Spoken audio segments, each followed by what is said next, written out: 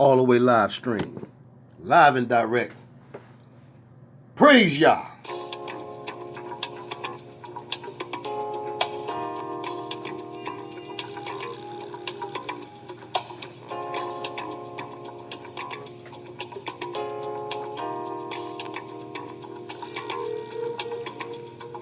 How many times in the back of your mind have you heard a voice calling to you? Won't you come over here? Let me talk in your ear. I've got something tempting for you. I can give you all of the world with buildings that reach out to the sky. Just write your name in my book today and give me your soul when you die.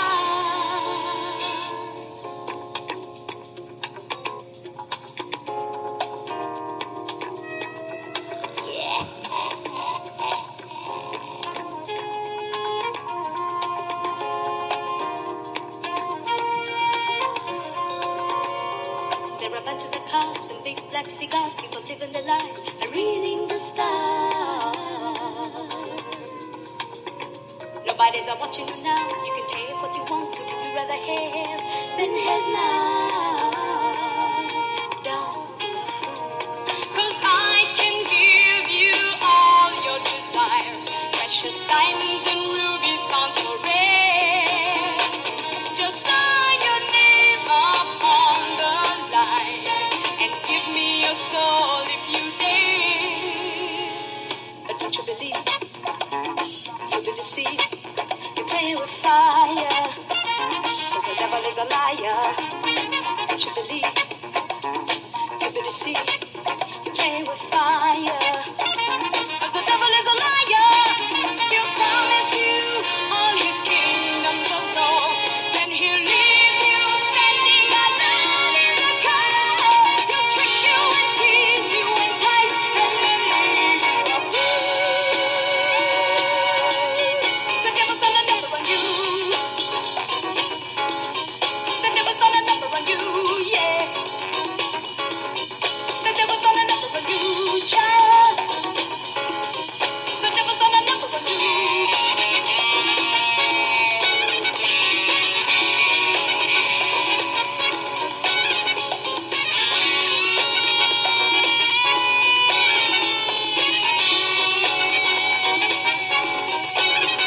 Every hour of the day, the game of life goes on.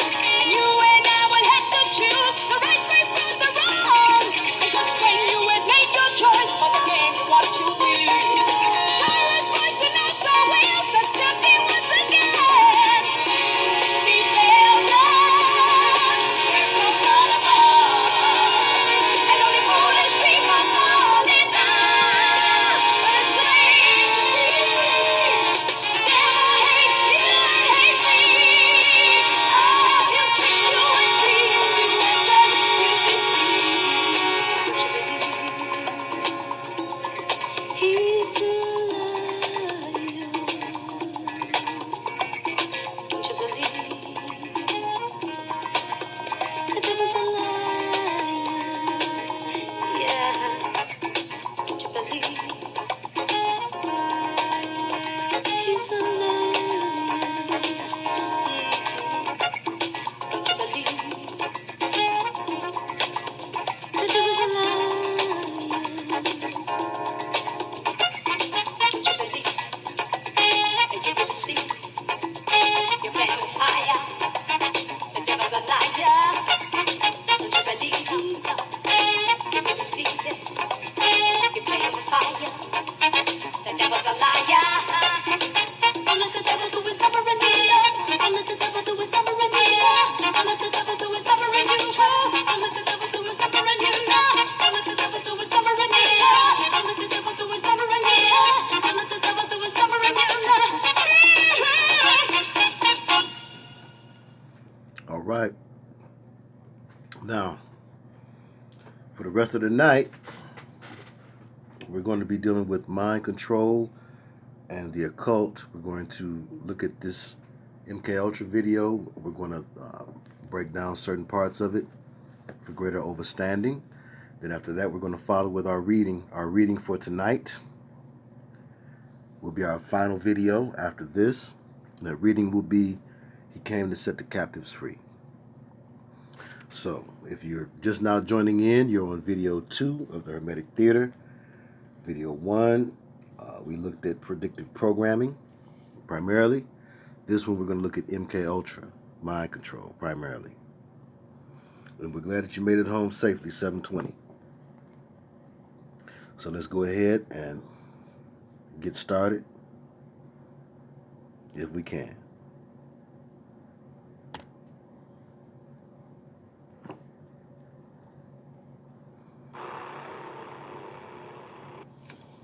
Total mind control, Manchurian candidates. Could such things actually be possible? Could someone you know, or perhaps even yourself, have hidden programmed identities deep within the mind? Imagine finding out that you've got disassociated parts of yourself that are Satanists. Not only is it possible, it is happening now and on an unimaginable scale. MkUltra mind control rules in Hollywood. Some celebrities, professional athletes, spies, politicians, as well as common citizens, police officers, taxi drivers, etc., are under total mind control, undetectable slavery.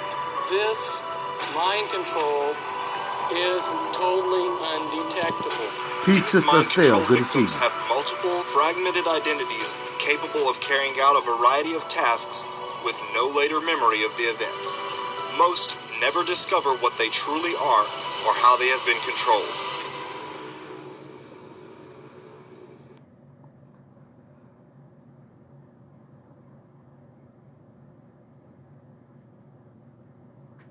We will pause as necessary. Mind control is a sliding scale and can come in many forms, from everyday information control as we see with the corporate-controlled media, to brainwashing, to drugs, hypnosis, and total mind control. The most extreme form of mind control, trauma-based mind control, uses hypnosis, torture, and drugs to create a total mind-controlled slave.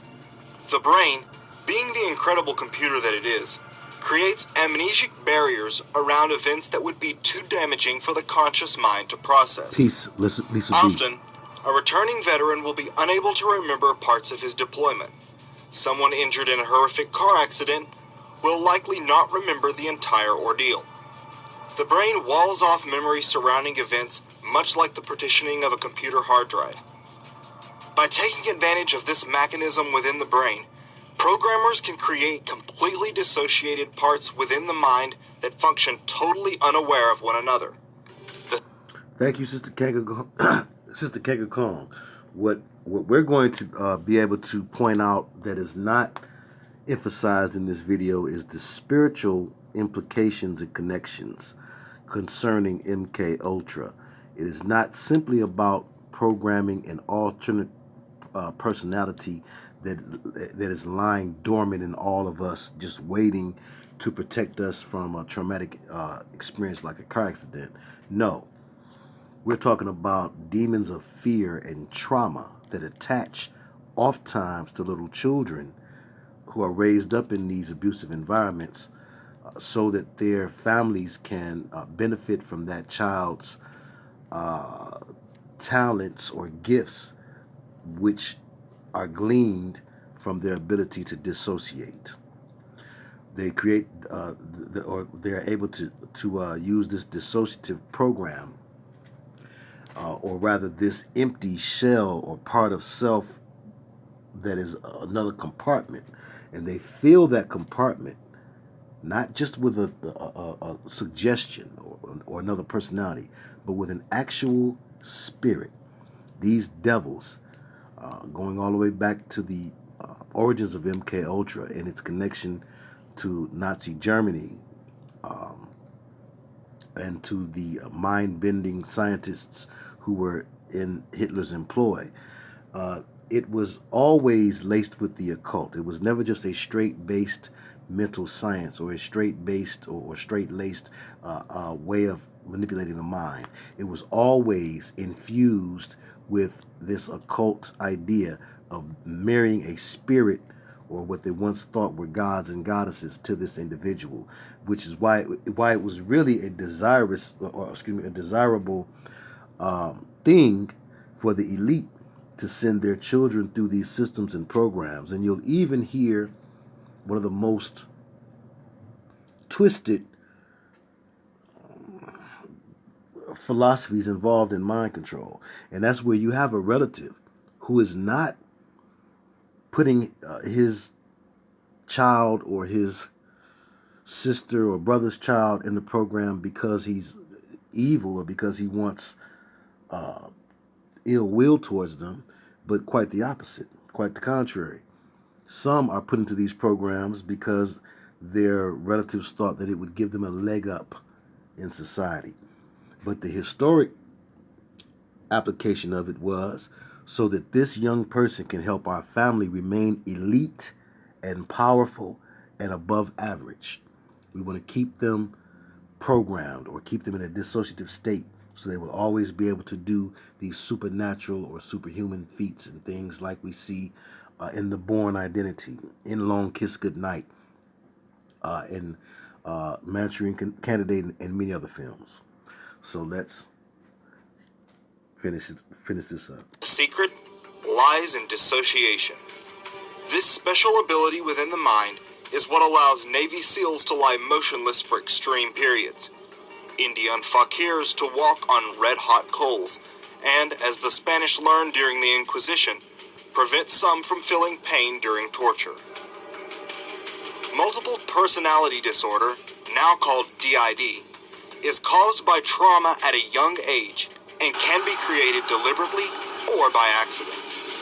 Most people can dissociate to some degree, but only a few can create completely dissociated identities. These are the people mind control programmers look for, a dissociative. When put under extreme conditions, why do some people survive and not others? What gives some the ability to rise to the occasion? It is an ability, what some call a gift, and through trauma, this ability can be honed, developed, so that the person becomes more than what they were before, a monarch. It was discovered that this ability could be passed genetically from one generation to the next. Children of multi-generational abuse, for instance, already have a well-developed ability to dissociate. Elite bloodline families traveled to exotic locales such as India and Tibet to study Eastern philosophy, especially yogis and the Tibetan Buddhist, who have an excellent ability to dissociate. Hey. They learned the secrets of abuse, dissociation, and its hereditary properties, and set out to pass this gift from generation to generation, a practice that continues to this day. I believe Amanda. One of the key tip-offs for scientists that memory and dissociation could be passed from one generation to the next was the monarch butterfly.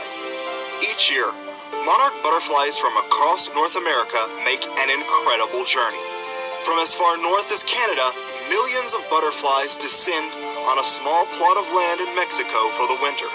Once spring arrives, they begin the long journey back. The kicker? It takes 3 generations of monarchs to make the 2,500-mile journey. No butterfly making the return journey has ever flown that route before. So how do they know where to go? The answer lies in what researchers call epigenetic memory. Memories learned by parents, which are then passed genetically to their children. Due to their remarkable ability to pass information genetically, as well as the fluttering feeling often described during dissociation, the monarch butterfly is the international symbol for trauma-based mind control. Trauma-based mind control victims are told to think of the programming experience as that of going into a cocoon. The cocoon is not pleasant, but as a result, a beautiful butterfly emerges. Victims tend to identify with the monarch butterfly. For this reason, the deliberate creation of programmed alter identities is known as monarch programming. Once aware, one will begin to notice butterfly symbolism at an alarming frequency in popular media and culture. Originally, only old occult families possessed the ability to completely dissociate and create multiples. Elite families to this day breed with other such families who have also been into ritual child abuse. Okay, now I have to.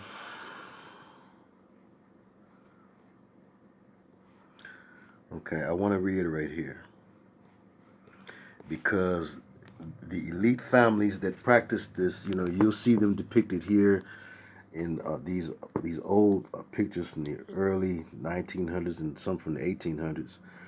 But you need to know that this still goes on today, and that families that are not elite are also involved in this program. Families that are not necessarily quote-unquote elite families can find themselves intertwined in this program. One way that has come to my attention through experience in cases is an individual can be institutionalized and then brought into the program. And that institutionalization, blah, blah, blah, can be the penitentiary. It can be the mental hospital. It can be college. Also, it can also be an individual who is gunned down or murdered or killed in some violent fashion and brought back to life. These are people who become as prime of a candidate as any. It's expanded now. Also, the little boy who is the one lone boy who keeps having these incredibly high math scores. He's going to be a target. You understand what I'm saying? So it's not always these elite family lines. The very thirsty granddaddy or daddy who is a part of the brotherhood or a Mason and is just really dead set on being part of the in crowd, really getting in there and getting up the ladder. He can, of course, be a prime candidate, but more than likely he's going to use one of his children. And they don't have to be, again, of elite status. That he can sacrifice his child in order to try to jump ahead of that status, like they did to Moloch in the Old Testament. This is where secret societies and occult groups come in. Organizations which have, throughout generations, not only curated and cultivated this secret knowledge, but facilitated its practice. Very good. These families are multi-generational Satanist, meaning that each generation has belonged to a satanic coven of some kind going back centuries, and the creation of multiples is part of rituals they have performed since antiquity. Programmers have codified these ancient practices into a specific methodology for the deliberate creation of multiple personalities, also known as trauma-based mind control. The ability to dissociate and create multiples only grows stronger with each generation that is subjected to abuse. These elite families view the ability to dissociate as a valuable endowment that must be passed carefully from one generation to the next. While this ability may be passed genetically, it must be activated through childhood trauma. Without the trauma that abuse and torture create, the mind never fully develops its dissociative ability to the point of creating multiples. I can tell you another one. Y'all have heard how PKs are so notorious. Sometimes that's the real reason behind it. The old minister is a little small-time Mason, but he wants to move up the ladder in the church world. He may offer one of his children to the program. And again, like I said, there are those who do it with full understanding that they may be blowing their child's mind and devastating their soul for life. And then there are others who do it with the misunderstanding, the misguided belief that this is going to actually enhance my child and help our family. So you have to keep that in mind. Both things occur. That's why it is important to remember the power behind the old adage that the road to hell is paved with good intentions. PK, preacher's kids. Extensive testing is done at a young age to gauge their ability to dissociate. Programmers will not spend time trying to split a mind that cannot dissociate. It would be a waste. Once the programmers have built a good dissociative ability and highly hypnotizable base, they can exploit this mechanism within the mind to create alter identities completely tailored to their liking. While only 20% of the general population is easily hypnotized, trauma makes one highly hypnotizable. Through trauma and hypnosis, multiple dissociated parts will be created. Some will think they are... This is from a show, used to be on HBO, I believe. With HBO, the United States of Terror. Here again, another one of these word plays.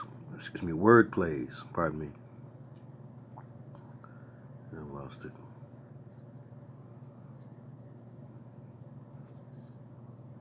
United States of Terror was about a mind control altar. I don't remember how she got to be that way. I didn't actually watch the show. But I remember they used to advertise it when I think I was watching Dexter or something like that. I've lost it anyway.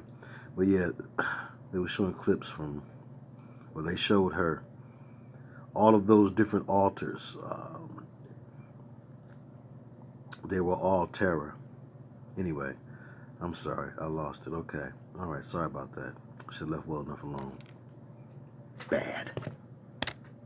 Epigenetic memory. Memories learned by parents, which are then passed genetically to their children. Due to their remarkable ability to pass information genetically, as well as the fluttering feeling often described during dissociation, the monarch butterfly is the international symbol for trauma-based mind control. Okay, Trauma-based mind control victims are told to think of the programming experience as that of going into a cocoon. The cocoon is not pleasant, but as a result, a beautiful butterfly emerges. Victims tend to identify with the monarch butterfly. For this reason, the deliberate creation of programmed alter identities is known as monarch programming. Once aware, one will begin to notice butterfly symbolism at an alarming frequency in popular media and culture. Originally, only old occult families possessed the ability to completely dissociate and create multiples. Elite families to this day breed with other such families who have also been into ritual child abuse. This is where secret societies and occult groups come in. Organizations which have, throughout generations, not only curated and cultivated this secret knowledge, but facilitated its practice. These families are multi-generational Satanist, meaning that each generation has belonged to a satanic coven of some kind going back centuries. And the creation of multiples is part of rituals they have performed since antiquity. Programmers have codified these ancient practices into a specific methodology for the deliberate creation of multiple personalities, also known as trauma-based mind control. The ability to dissociate and create multiples only grows stronger with each generation that is subjected to abuse. These elite families view the ability to dissociate as a valuable endowment that must be passed carefully from one generation to the next. Okay, see how that was worded? They see it as a valuable endowment that must be passed from one generation down to the next. In the Masonry, if your grandfather was a Mason, you will be welcome. Well, they may receive you with more welcoming arms, because you are considered a legacy, just like in the fraternities, the same type of deal. If your father was a member of that frat, they may give you a harder time, actually, as the case may be, but you're still going to get in there at the end of the day. But this is the connection between the brotherhood, mind control, and ancestral / generational / familial curses and spirits. This is the connection. This is why it's not just about brainwashing or electroshock therapy. Shock G. Electroshock G. Masonry. Compass and square. But it's not just about electroshock or brainwashing or wiping the memory. It is about inserting a spirit. And you want to find the spirits that have been hanging around a particular bloodline first. These are the spirits that are most familiar with this bloodline, how to get in and dominate. And of course, again, it's the unwitting parent who thinks that this is something to endow their child with, to bless them with gifts and talents.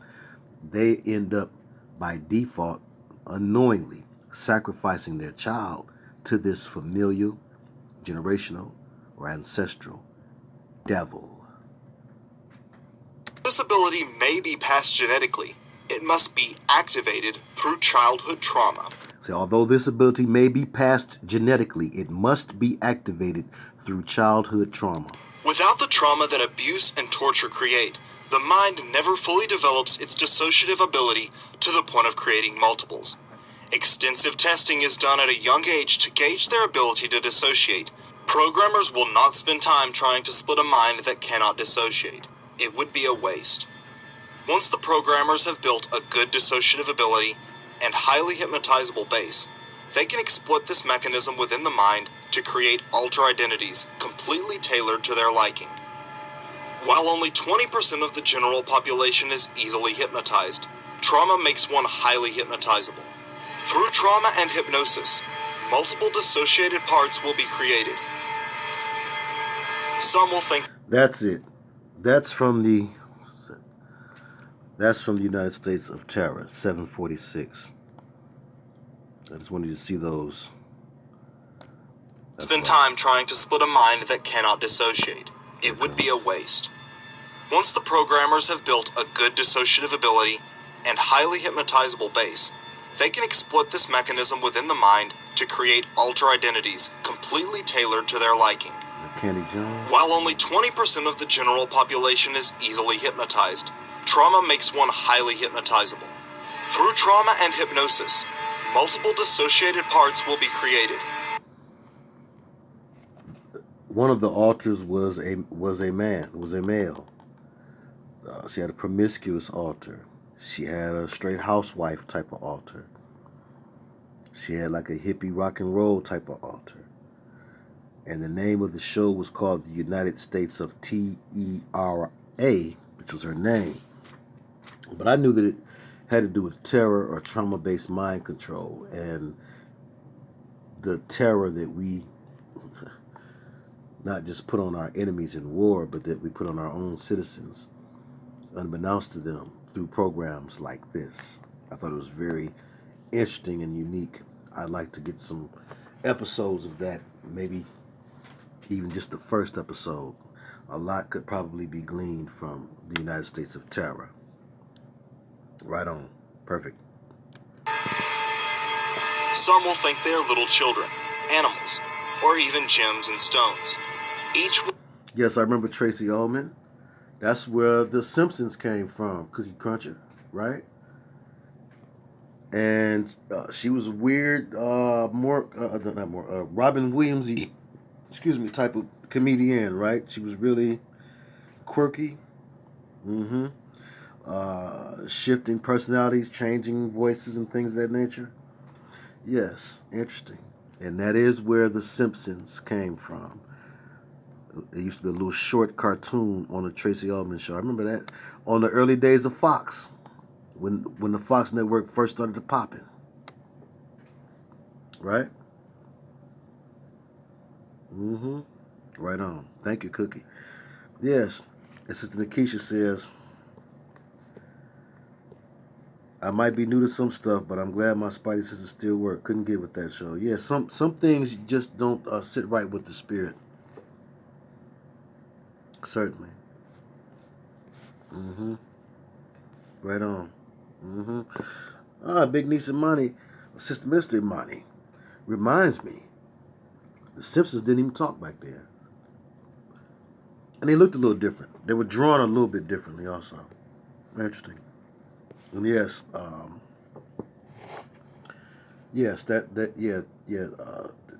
it does bring that to mind. Tracy Ullman was probably one of the early monarchs that was put before us in comedy as far as women go. And for some reason, Lily Tomlin, was her name Lily? Was it Lilith, actually? I don't know, but Lily Tomlin, she went to school with my dad. She went to Cass Tech High School in Detroit, so did my father. They was in the same class together. But anyway, I digress. But yeah, she makes me think of that too. Programmers will not spend time trying to split a mind that cannot dissociate. It would be a waste. Once the programmers have built a good dissociative ability and highly hypnotizable base, they can exploit this mechanism within the mind to create alter identities completely tailored to their liking. Right, Sybil, the book made into a movie. Well, it was a case made into a book, made into a movie. Absolutely one. When I tell my testimony in full detail, that played a great role that day that the growl came out through the phone. Earlier in that conversation, I first began to think something was wrong. The person I was talking to, I felt was acting kind of weird or strange with them. So I said to them, "Who are you right now?" And when I said that, and again, I'm joking. I didn't believe. I wasn't a believer. Wasn't operating in ministry whatsoever. But I said this to this young lady, and as I said it,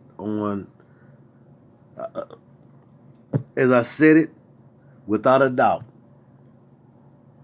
I looked dead at a stack of books I had sitting nearby. One of them books was Sybil. My eyes focused on the spine of the book. I read the title in my mind.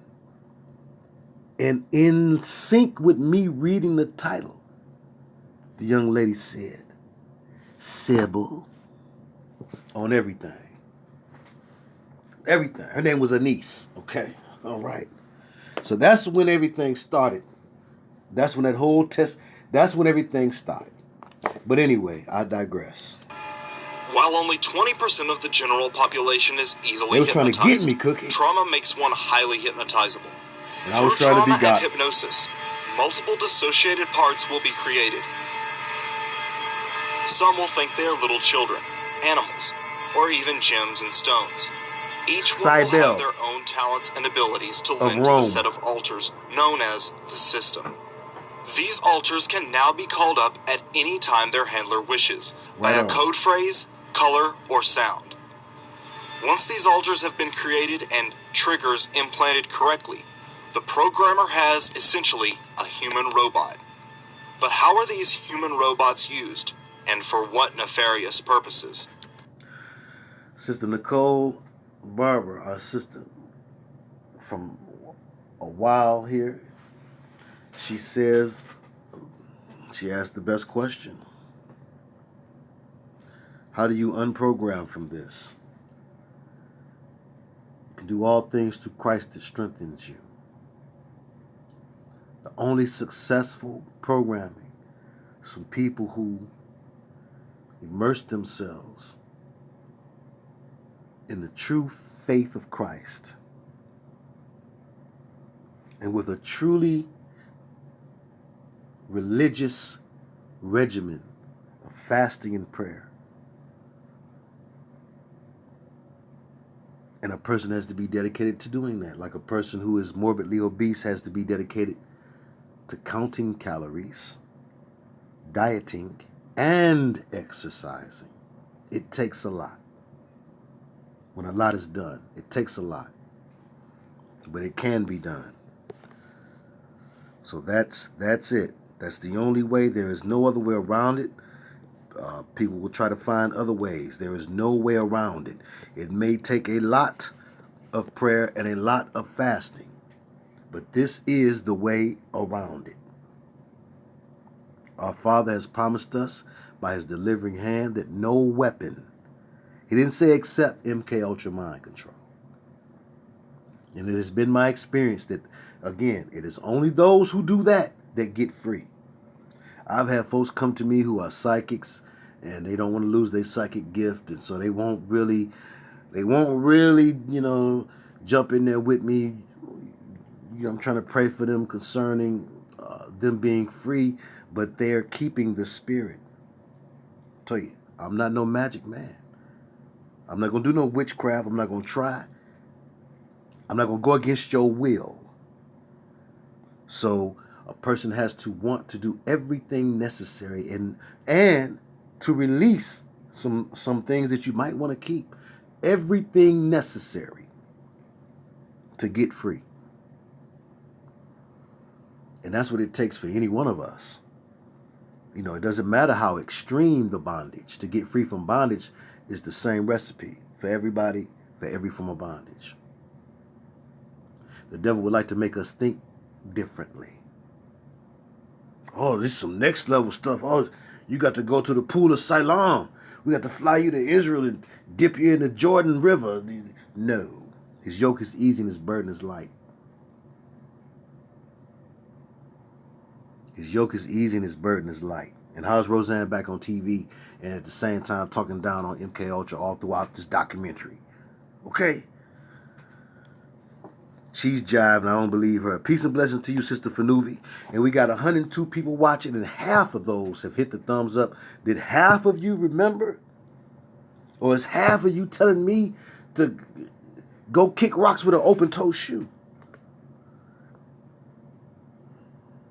If you forgot, have you forgotten that once we was brought here, we was robbed of our names, robbed of our language.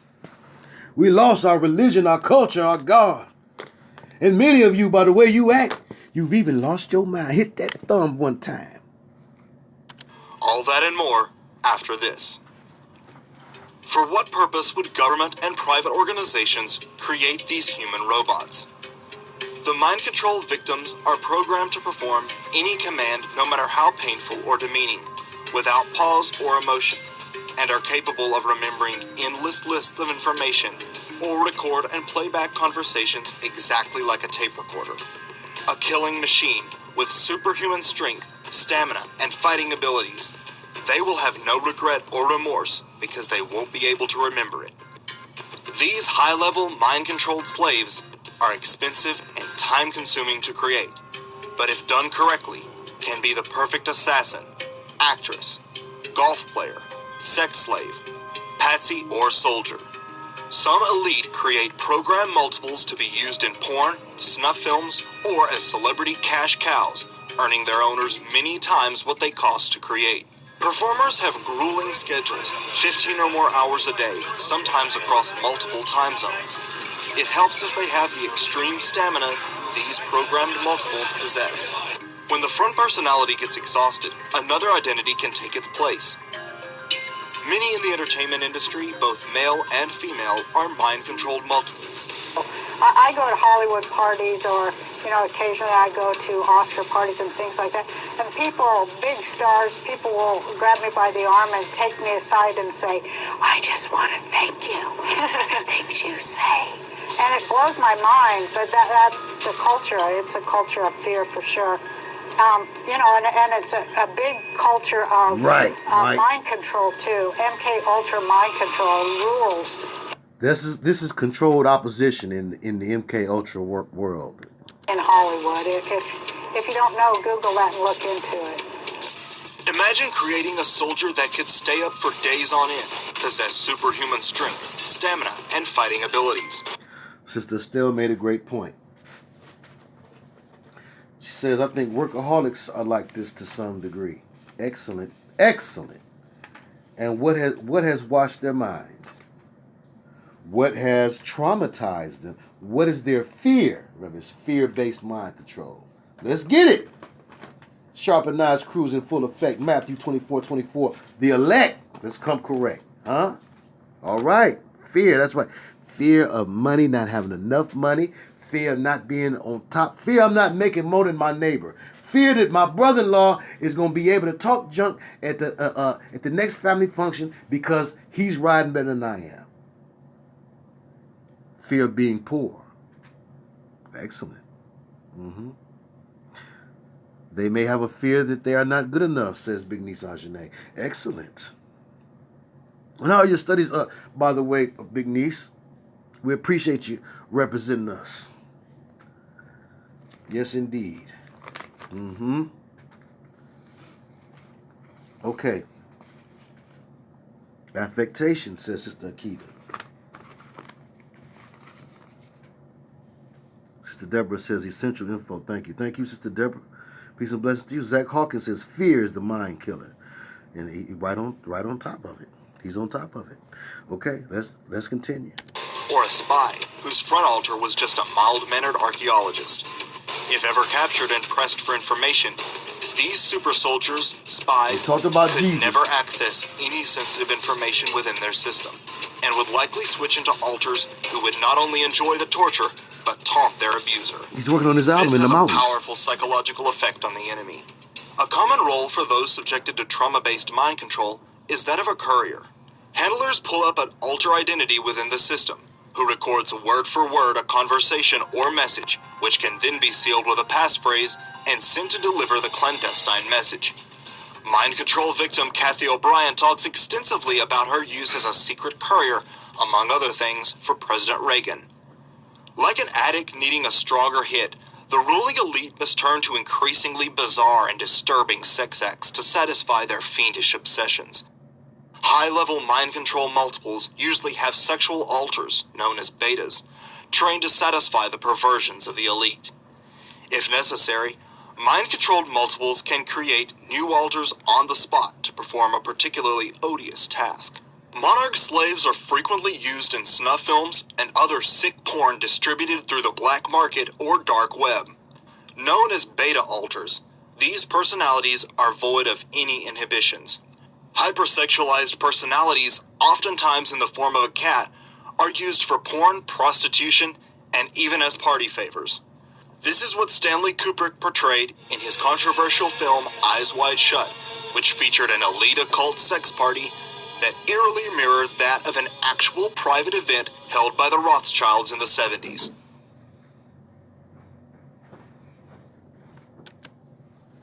Do you know why, as my eyes ran across the spine of the book, she said what she said? Do you know why we were in synchronization, in a form of synchronization?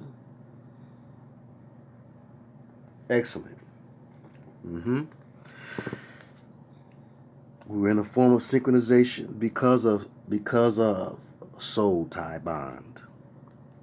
Now I wanna also add on to the great point that Sister Stella brought up just then. My Granny Moss, came from Selma, Alabama. They were supposed to have been really poor. You know, she married Jethro Moss. You know, Jethro and Maddie and them, they had a little something. They had businesses and they had a church. My granny didn't have nothing. She was so poor that after she hooked up with Granddaddy, he got to be a Shriner and a big shot at the UAW and all that type of stuff. And she got to be, the beneficiary of all of that as his wife. She started collecting dolls. We couldn't understand it. Like in her 60s, she started collecting these dolls, expensive dolls. Like she had ordered some dolls from Neiman Marcus or something crazy like that, like just to have them. And like she didn't leave them out nowhere. She would put them all in the attic, in her little special place in the attic. And to come to find out, it's because when she was a kid, when she was a kid, she didn't have no dolls. And because she didn't have no dolls when she was a kid, it created a form of trauma. Poor, that's right. To where it didn't matter how much it was. It didn't matter that she didn't play with him. She didn't mess with him. She didn't dress him. She just wanted to overcome that traumatic feeling as a little girl of not being able to have no dolls.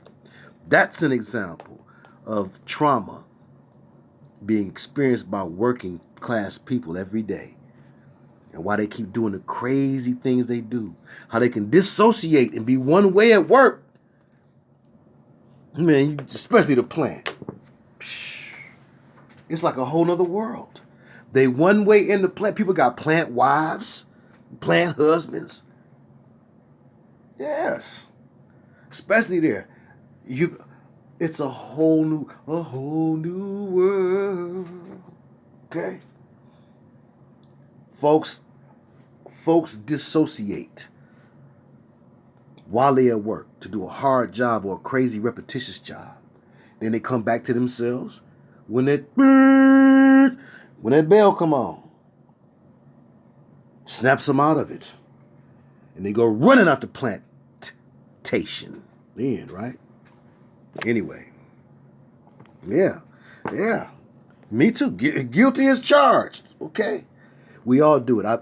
And just like is being explained here, it's a coping mechanism, a survival mechanism to keep you from going crazy. Enough to make a go crazy. Working these jobs. A common use for male monarch slaves is that of a patsy or lone nut. These sleeper agents can be called up and told to be at a certain place at a certain time, and they will obey robotically. Many mind-controlled slaves have excellent marksman alters programmed inside. Others merely show up afterwards and take the blame. That's right, Demonic. That Project Genesis hit you when it's time for happy hour. That's right. Laugh now and cry later. And let's see here. Sister Stacy said, Brother Theo, the movie Magic was used to cause trauma. What movie was that? I'm not familiar with that movie, but I believe you. Any movie called Magic probably is. I believe it. I believe it.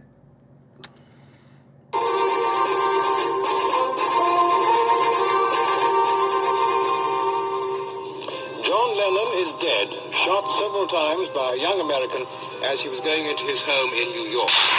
After killing John Lennon, Mark David Chapman calmly pulled out a copy of Catcher in the Rye and began reading.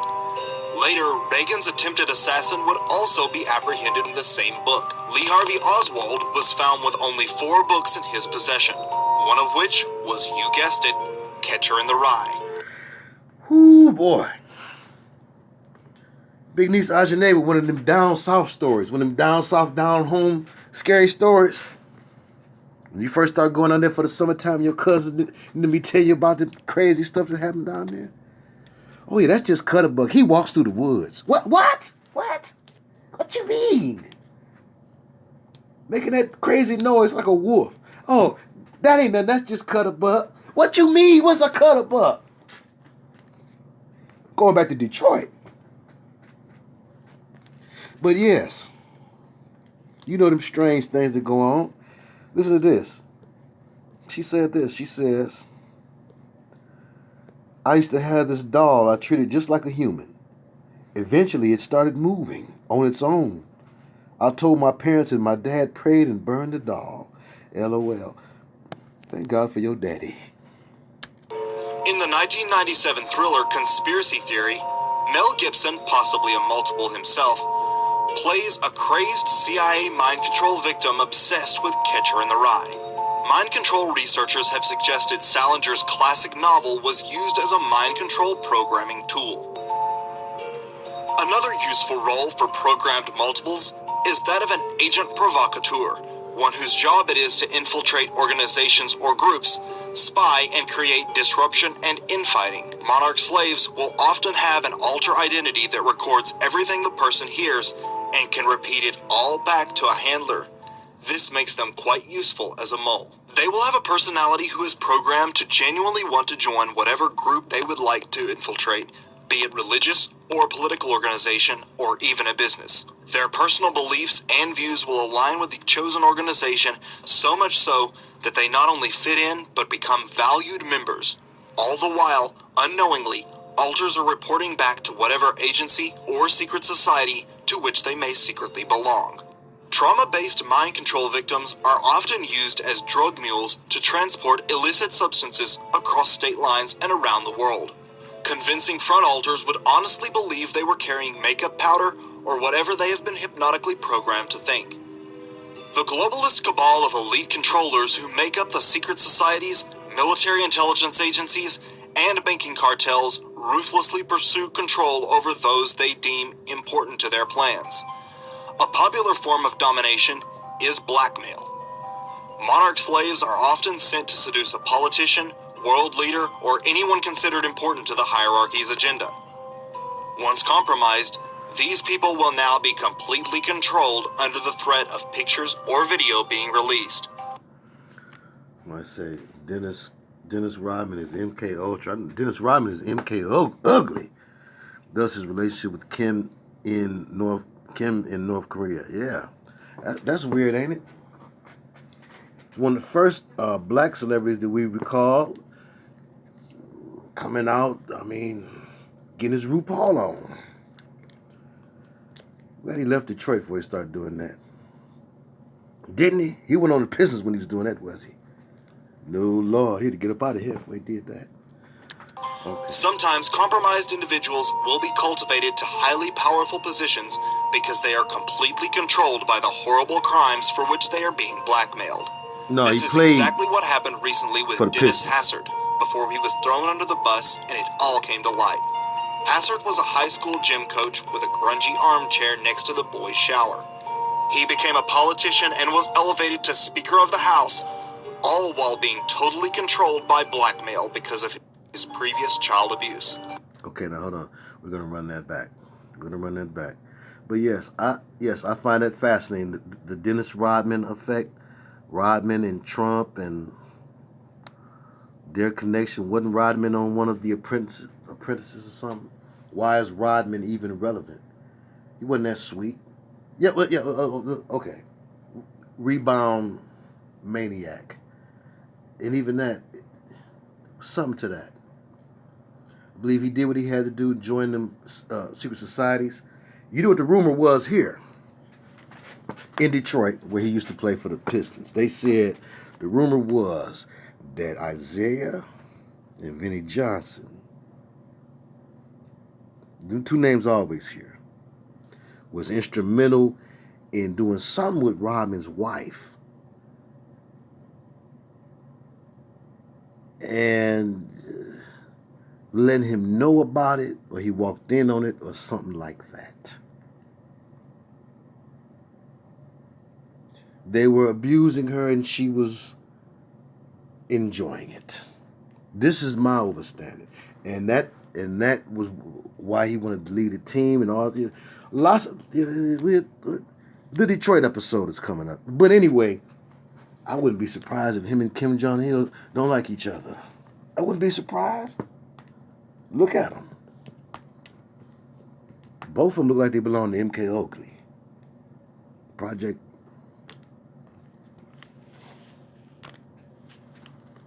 Garbage. Both of them. You got Dennis Rodman, who has been an outcast for a long time. First black man I remember putting on a wedding dress on any major publication. Was that on GQ magazine or something like that?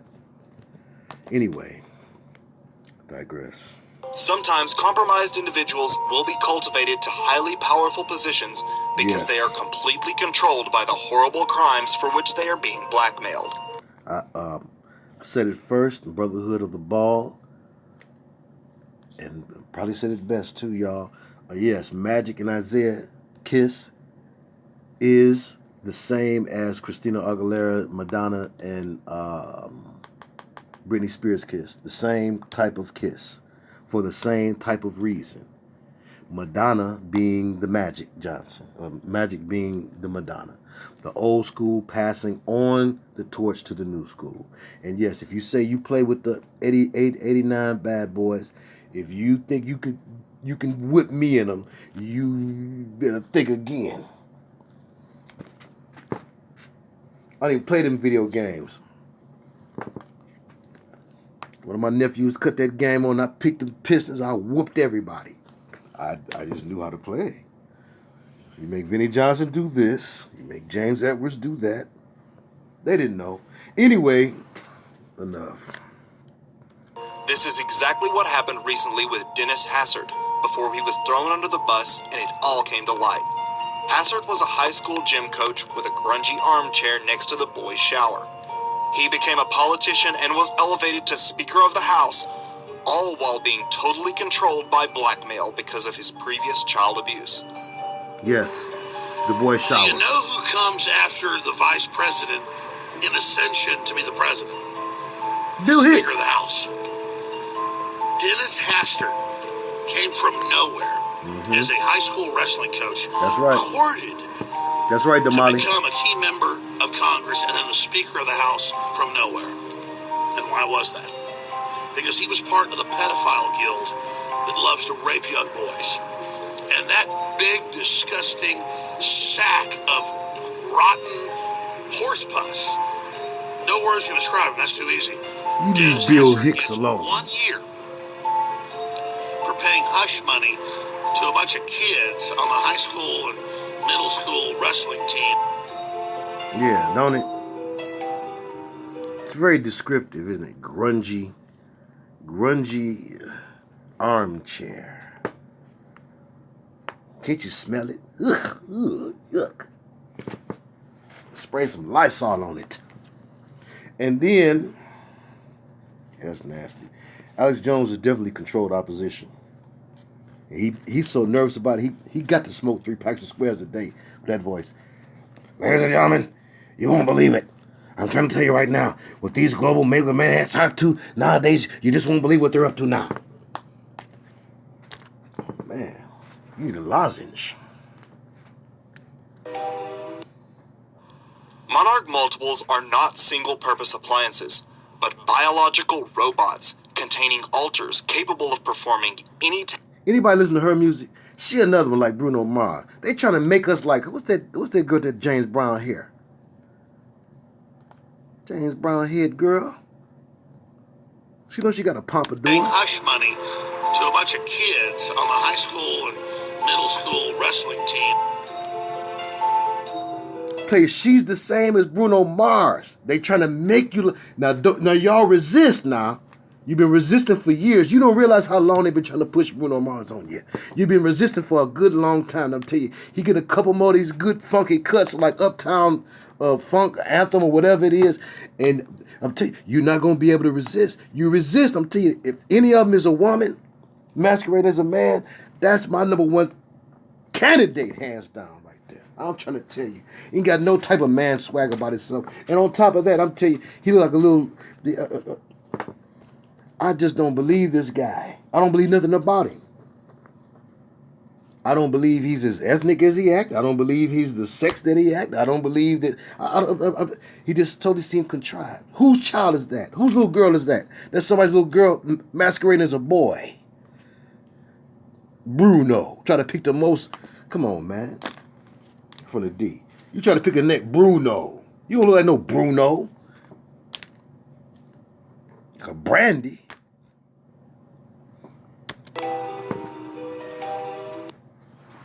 Trust me, Monarch no multiples are not single-purpose appliances, but biological robots containing alters capable of performing any task their programmer might anticipate. While Monarch mind control is solely a 20th century creation, its predecessors date back to ancient Egypt and Babylon. I knew it. Somebody say he been around since he was 6 years old. Bruno started at 6 on Arsenio Hall show. Ain't that nothing? Have mercy. No, nobody like Bruno Mars. Who listened to some Bruno? Who be walking around singing some Bruno Mars? And that other girl, too, the one I just showed, her, too. They trying to push them folks on you. They related to somebody, I'm trying to tell you. See, Bruno Mars, they've been trying to groom him for a long time. You watch, we find out who child that is. Somebody's little baby girl.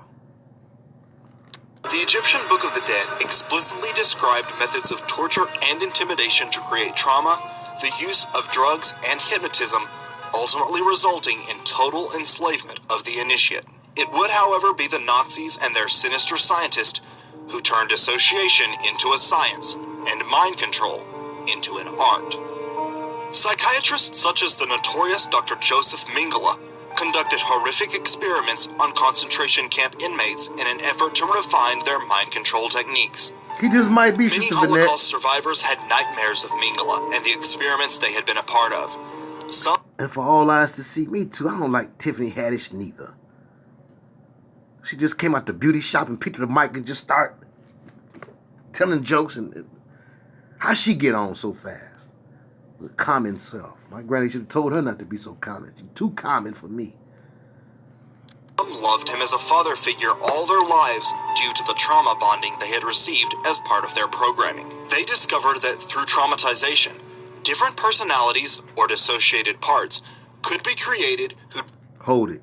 Akita, are you serious? His father was Punch.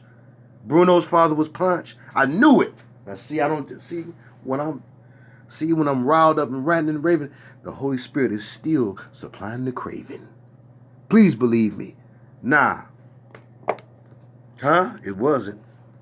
Stacy say no, Akita say yes. Oh, no. Okay, Stacy talking about something different. Thank you, Sister Akita. From dun, dun, dun, dun, dun. Dun, dun, dun, dun, dun, dun. What's the name of that show? Chips. Huh? No, he wasn't. Oh, wait a minute. Now we're getting misinformation. I can't repeat none of this. I don't know. I got to look it up. He looked more like Eric Estrada. You sure it wasn't Eric Estrada? That's one of them village people's daughters. Stacy said his father was a pimp. Yeah, okay. It's like a good backstory to me. I bet you his father was an accountant. Anyway. Okay. do not know each other, but can take the body at different times. After the war, these Nazi psychiatrists were brought to the U.S. through what was known as Project Paperclip. Project Paperclip was the code name under which the U.S. intelligence and military services extracted German Nazi scientists during and after the final stages of World War II. Mengele, along with other Nazi doctors and psychiatrists, now continued to experiment and develop trauma-based mind control for the Americans. See how y'all all confused about where Bruno Mars come from? See? Proving my point. He might have been Dearborn. You never know. I'm trying to tell you. Something's not right with that little girl. Something is not right. Something is satanically not right with him. He ain't got a stitch of hair on his face. Listen, I'm trying to tell you. You mark my words. You're going to find out something about him soon and very soon. Please believe what I'm telling you. Bruno Mars. Get out of here. First and last. The Mars war. Aries god of war. Alpha male. Bruno, like Bluto, just a tough big guy. Bruno Mars. They put that together because this is a woman. Man. Bam, look at there. You'll see it's a woman right there. You'll see, I show you right there. You'll see right there, that big Adam's apple. You can't miss it. Bam, it's a woman. Under what would later become known as MkUltra, the United States government systematically drugged, tortured, and murdered their own citizens for decades. Exposed in the 70s through lawsuits filed by Canadian survivors, MkUltra ultimately included over 150 operations, all relating to behavior modification, trauma, brainwashing, drugs, blackmail, and mind control experiments. Among these mind control experiments orchestrated by Nazi war criminals were continuations of the trauma-based programming which creates dissociated identities. Rape, electroshock, drugs, and hypnosis were all used by the CIA to create their very own mind-controlled multiples. Andrea Daniels, thank you for some sense. Big niece Andrea bringing some sense. Well, I'm going crazy. Mad Truth talk crazy, and so do Real Conspiracy. But at least Real Conspiracy make me laugh. They talk just as crazy as they can. Real Conspiracy said today that Dr. Dre was a member of the Beastie Boys, okay? Before he joined NWA. God bless their souls and their hearts. Mad Truth be talking just sideways with misinfo, but it's entertaining. It's entertainment. Come on, son. Bam, look at there. That one there, that's a woman too. Every single one is a woman. You see that? That's a woman. Look at that apple right there. You just can't miss it right there. Bam. Okay, it's funny. That's enough, man. Yeah, man. He said Suge Knight right over some robots. And but listen, real conspiracy. That's the most savage robot on YouTube. I like it. Bam, I don't be watching. Every now and then, by mistake, oh man, I forgot it's this guy. And I'll watch it. I'll laugh. I don't learn. That's it. A criminal faction within the U.S. government devoid of any Misinformation conscious entertainment. or feeling Excellent. of personal East Ender. responsibility tortured and programmed children to create on a roll. valuable mind control assets. Like Land Most O'Lakes. researchers believe these programs continue secretly to this day. The CIA's original plans to research mind control was to determine psychological and chemical means of creating the perfect spy, which quickly evolved into production of the perfect soldier, perfect assassin, and eventually slave. With the introduction of Nazi research, particularly that of SS officer and occultic Heinrich Himmler and Joseph Mengele, it was determined that absolute mind control could be reached through specific tortures beginning at a young age. Armed with this nefarious information, U.S., German, and British psychiatrists embarked on a new yet ancient form of total mind control. Disturbingly, instead of ending in 1973 as the U.S. government claims, closer research shows the program merely evolved into what was known as Project Monarch. MkUltra was a broad study into a wide variety of mind control techniques, and Monarch was its logical outgrowth, taking the most effective methodologies and applying them to the creation of a total mind-controlled slave, a true Manchurian candidate. Today... What did we miss something here? Brother Jonathan? He said, what the heck was that? Dude spazzed out. Did we miss something? Would he go back? Okay.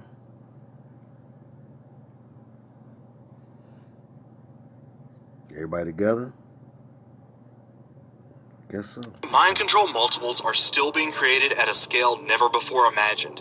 They are in all walks of life. The entertainment industry in particular is known to be filled with monarch multiples. One reason mind control is prevalent within the entertainment industry is because they are able to control the powerful influence these entertainers possess over the public. Not only can messages disseminated through music and films be controlled, they can then have celebrities create distractions to divert public attention. Many entertainers have shown scars and behavior consistent with that of trauma-based mind control victims. Okay.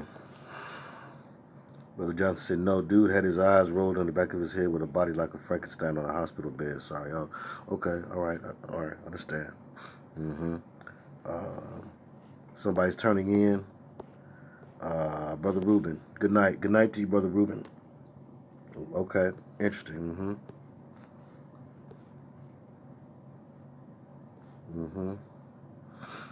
Sister Rachel says, I think a lot of male singers look very feminine, like Davy Jones and Prince. You can keep going. How about the entire cast of Ready for the World? Oh, Sheila.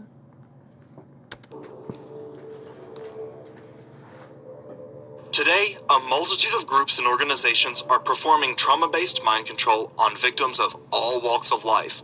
But how are these mind control multiples created? In just a moment, the disturbing details. The hideous process of creating a monarch typically begins at a young age. Children of elite, multi-generational occultic families will be traumatized starting in the womb, sometimes even going so far as to induce a premature birth. Experts have likened splitting the mind to splitting wood. Getting an initial split going is rather difficult, but once you have a crack beginning to form, it gets easier with each strike. Likewise, the elite know that if they can traumatize the mind when it is young, it will split easier and dissociate more quickly. For this reason, elite families will put a mousetrap on their baby's hand while in the crib, and not go into the room to remove it until the infant stops crying. This teaches the baby's mind to dissociate from pain, which is then rewarded with mommy's attention. If not born into this madness, testing will typically take place to gauge the ability to dissociate.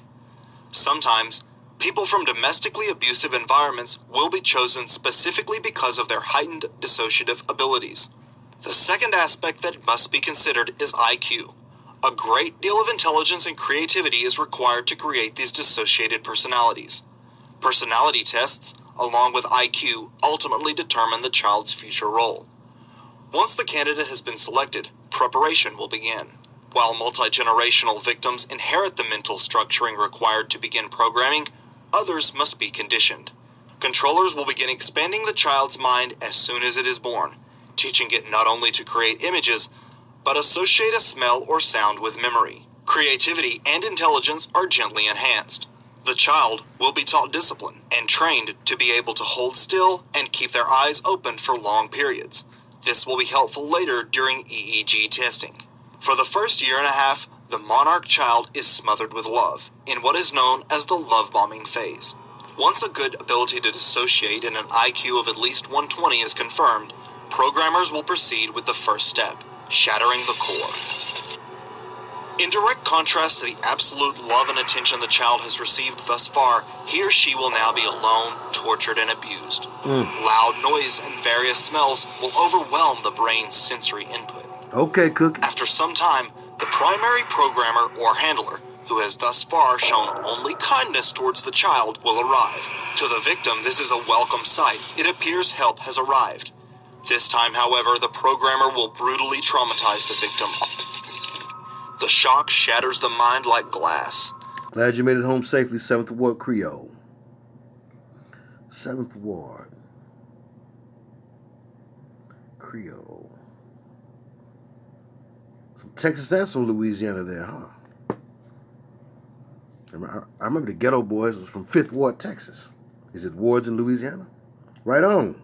The brain simply cannot reconcile these two extremely opposite behaviors from the same person.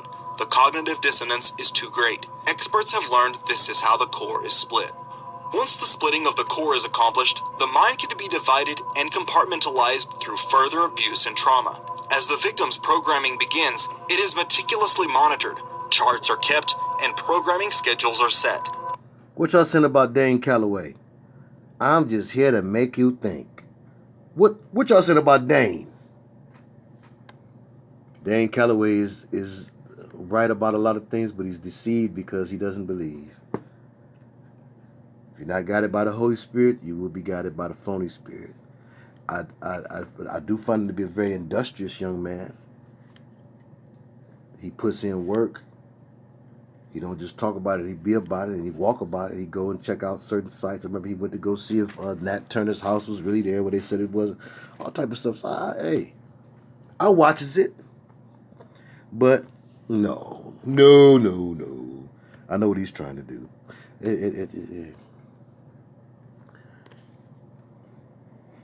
I appreciate the young man putting in work, trying to look into who we are and where we come from is important. And I'm not going to dump on him because I do think he's doing a sincere job. That's what I can ask of you. You might be wrong, but as long as you're telling me what you believe all along, that's all right. That's all right. You know, and I believe he's sincere. He's sincerely looking for answers. And he's trying to do it without any interference from religion, which is, in my opinion, his mistake. But let's continue. And what do I know? I'm just a Negro from Detroit who's also just trying to make you think. Programmers will use specific tortures to create splits. The conscious mind, which makes us who we are, takes flight and essentially says, I can't handle anymore, I'm out of here. When this happens, the unconscious is left wide open, and the victim is left in a dangerously suggestible state. Dissociation creates the opening of the unconscious. Me too, This Kanka. vulnerable state is characterized by rapid eye movement, heightened sensitivity to shadows or surrounding movement. The light. I was waiting for you. The eye. The light. Thank you, the light. Wait. No, leave it. Hold it. Don't shoot him. Don't shoot him, nobody. Don't shoot him, nobody. The light says wisdom. This is a great revelation that came from years of experience, came from years of study, rightly dividing the things said concerning our people. This came from a great and vast understanding of mind control, psychological operations, and how they're used specifically on our community and on our generations. And because of his experience, it's brought forth this wise and enlightening phrase.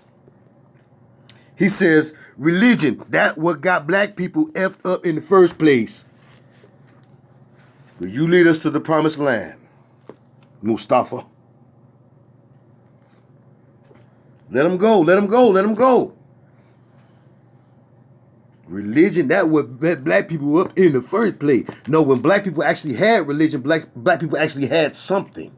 Lack of religion is what makes black people devilish, and what keeps us behind is always trying to do what somebody else do to get ahead. So they're doing what's meant for us to do based on the people that we are made to be for this world family and for the world community.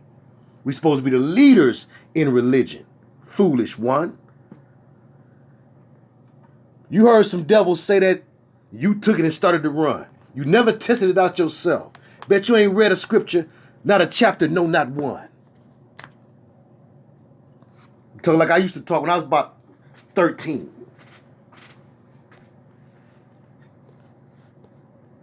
The Bible is our history book.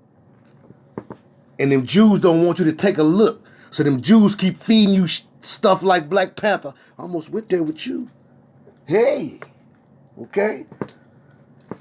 They keep feeding you stuff like the Black Panther and the young Pharaoh and all the rest of the mumbo jumbo that keep you confused, thinking you're going to use some type of ancestral power or some kind of supernatural power, pyramid power, puppet power, something. You ain't scrappy and don't know what to do. It's lost in the sauce. Following along with whatever sound good to you from Tariq Nasheed or the Hidden Colors crew. Kick rocks without socks. The subject is highly hypnotizable and can be told to create new parts within its mind. The fractured, dissociated mind has no ability to question what is being told. You get tortured far enough or traumatized far enough, your dominant personality just goes to sleep. And what's left? And this is a normal human reaction to excessive trauma to protect you. And what's left is a very childlike persona of yourself from when you were about 5 or 6. Yeah. And you have no ability to resist. You're vulnerable. And then that's when they hypnotize you. Dissociation is the key to all this.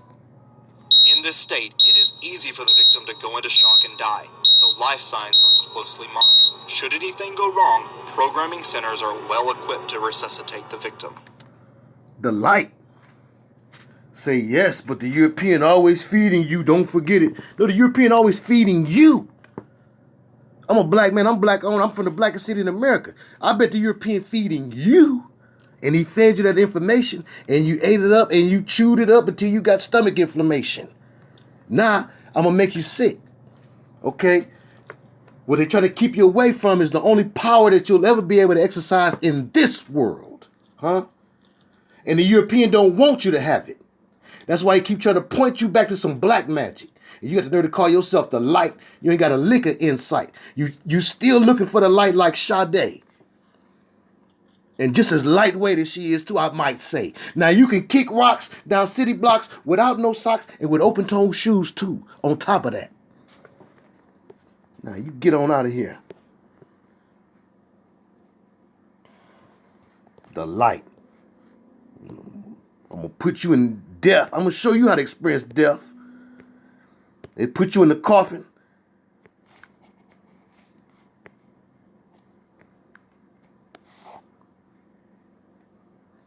They put you in the coffin, you put out your little Johnson in front of all them men. Or did you bend over and let them paddle your tail? You ain't no alpha male, you a half a male. Beat it. According to author and researcher Fritz Springmeier, sensory overload via lights, sounds, and smells are all used to help put the brain into a dissociative programmable state. With each new split, new alters can be created to reflect whatever the programmer wants. White fluffy rabbits, kittens, people, or even a doorknob. Movies featuring animal characters and anthropomorphic objects such as candlesticks, doorknobs, aid the young mind in creating these dehumanized identities. Some alters will be perpetual toddlers, others will be allowed to mature with age. All serve a purpose within the system. Ritualistic abuse, such as that found in satanic cults, is itself a trauma. The chanting, incense robes, and sheer terror frequently create a split. A skilled hypnotherapist can input phrases, codes, and specific tones used to trigger the newly created alter at any time.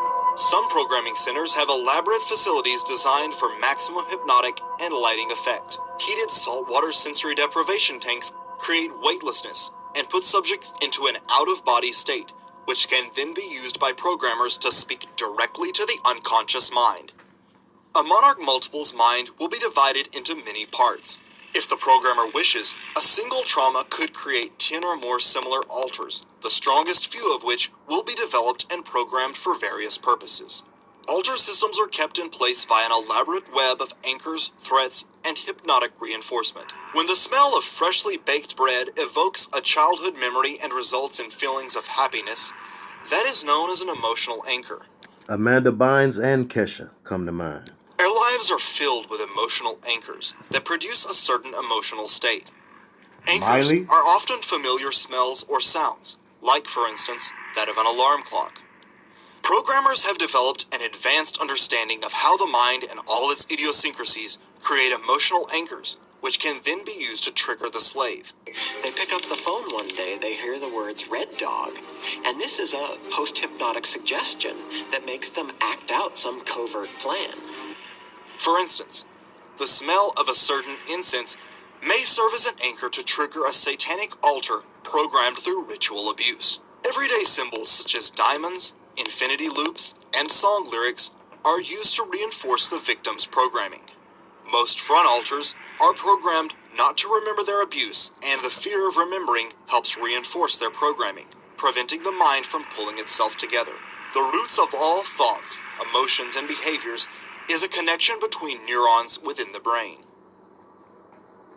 Neurons communicate via electrical impulses called brainwaves, which vary depending on the subject's state of mind. Brainwaves are like musical notes. The low-frequency waves resonate deeply like a penetrating drum beat, while the higher-frequency brainwaves are a high-pitched flute. Brainwaves change frequency according to what we're doing and feeling. Alters are programmed in at each frequency. Alpha is the regular programming known as base personality modification. It is characterized by extremely pronounced memory retention, substantially increased physical strength, and several times visual acuity. Now this is going to be the last video for the night. We've got approximately 30 minutes left in this video, approximately 30 minutes gone in this video. And after this, we're going to discuss it a little bit, look at some of the comments, and then we're going to go straight into our reading and be done for this night's show broadcast. So I thank folks who are able to come in and make it tonight. If you have not done so already, and you can do so, please hit that like. It makes a difference, and we appreciate it. All right? Thank you in advance. These alters can have up to 40 times visual acuity and 5 times the physical strength of a normal man. These are used for corporate and government espionage because of their photographic recall and ability to record volumes of information. They can also be used to store data like a computer. Some alters are used to record volumes of sports statistics so they can be shown off and used as entertainment at parties. Beta is the sexual programming level, void of inhibitions or moral convictions. These alters are often cat-like. Known as sex kittens, many female entertainers have beta programming. Billionaires and power brokers will pay huge sums to sleep with a gorgeous celebrity, So getting a monarch slave into the entertainment industry can be very lucrative for their owners. The delta wavelength is used to program super soldiers and assassins. The programming is designed to create agents devoid of fear or self-preservation, capable of incredible feats of physical endurance and hand-to-hand combat. One who kills, and if caught, self-destructs. Programmed at the Delta level are trained assassins. For those who refuse to accept that U.S. intelligence would torture their own people, simply imagine the value and effectiveness of a marksman with 40 times visual acuity and unparalleled skill and determination. I don't think it's any coincidence that Gina Davis, who played Charlie Baltimore, the character who had lost her memory, or she was some sort of monarch or Manchurian candidate program super soldier, spy, and she was played by Gina Davis, who was at one point almost an Olympic marksman. Archer, an Olympic archer. She almost made the Olympics. She didn't make it, but she claimed she had just learned, like the year she almost made the Olympics. She claimed she just learned how to shoot bow and arrow that year, and I believe that she's one.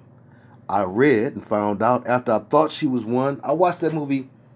I don't watch it as much as Coming to America, but I might watch it once every couple weeks or so. Lots to glean from that movie, but I was noticing the cutaway shots were kind of few and far between. So I was like, wow, is she doing her stunts? Read up on it, and she did a lot of her stunts in that. When Tom Cruise does his stunts, I believe that this is further evidence. And Jackie Chan, I guess we couldn't leave him out. I think this is further evidence of people who have become mind-controlled to the point where they're not feeling pain like others do. Their threshold for pain has increased, and their agility, their accuracy. I've seen Tom Cruise do some crazy things, and old Jackie Chan. Old Jackie Chan, kind of a bad man.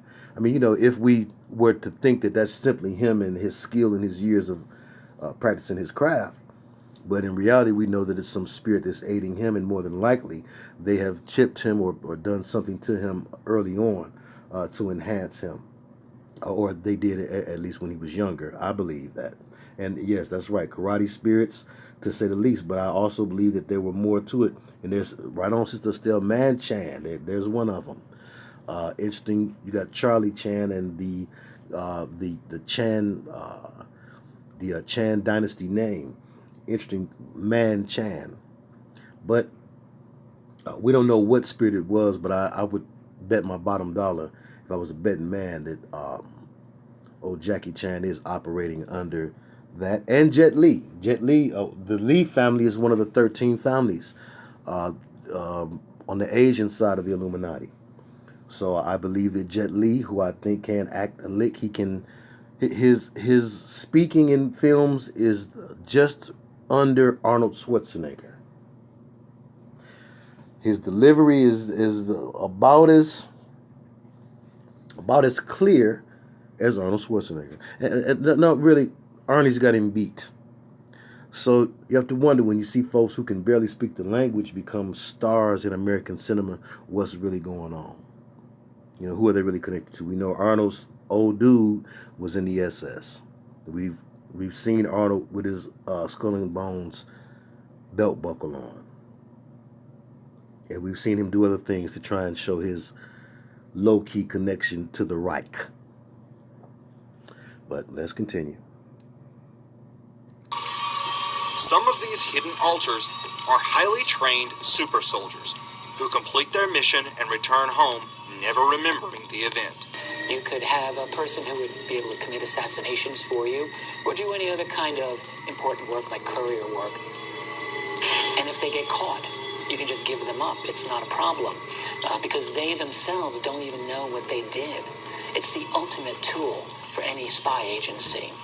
Others, once their mission is complete, are programmed to await arrest or kill themselves, such as lone gunmen. According to whistleblowers and researchers, military intelligence, CIA, secret societies such as the Freemasons, satanic cults, Lockheed Martin, Boeing, and British intelligence are some of the primary organizations carrying out mind control today. However, only a fraction of those associated with these agencies ever have knowledge of such programs. But how do organizations, individuals, and cults committing these atrocities obtain their victims? The frightening answer after this. Where do the victims of horrific total mind control come from? Jason Statham. He's another guy. He's curious to me. Like I wouldn't put it past him to be MI6 on the slick. He's weird. Some are born into intergenerational abusive families, where abuse and dissociation has been carried on for many generations. Jay-Z states in his song Spiritual, "Pray your father's father wasn't touching his little daughter, creating transgenerational trauma, that shit'll haunt ya." The transgenerational trauma to which Jay-Z is referring is known as epigenetic memory. Steve Harvey is a slave mason. Is trauma stored in DNA passed on through generations, and is what allows these families to pass on the ability to dissociate. This is why children from old European satanic Luciferian families are sought after for programming.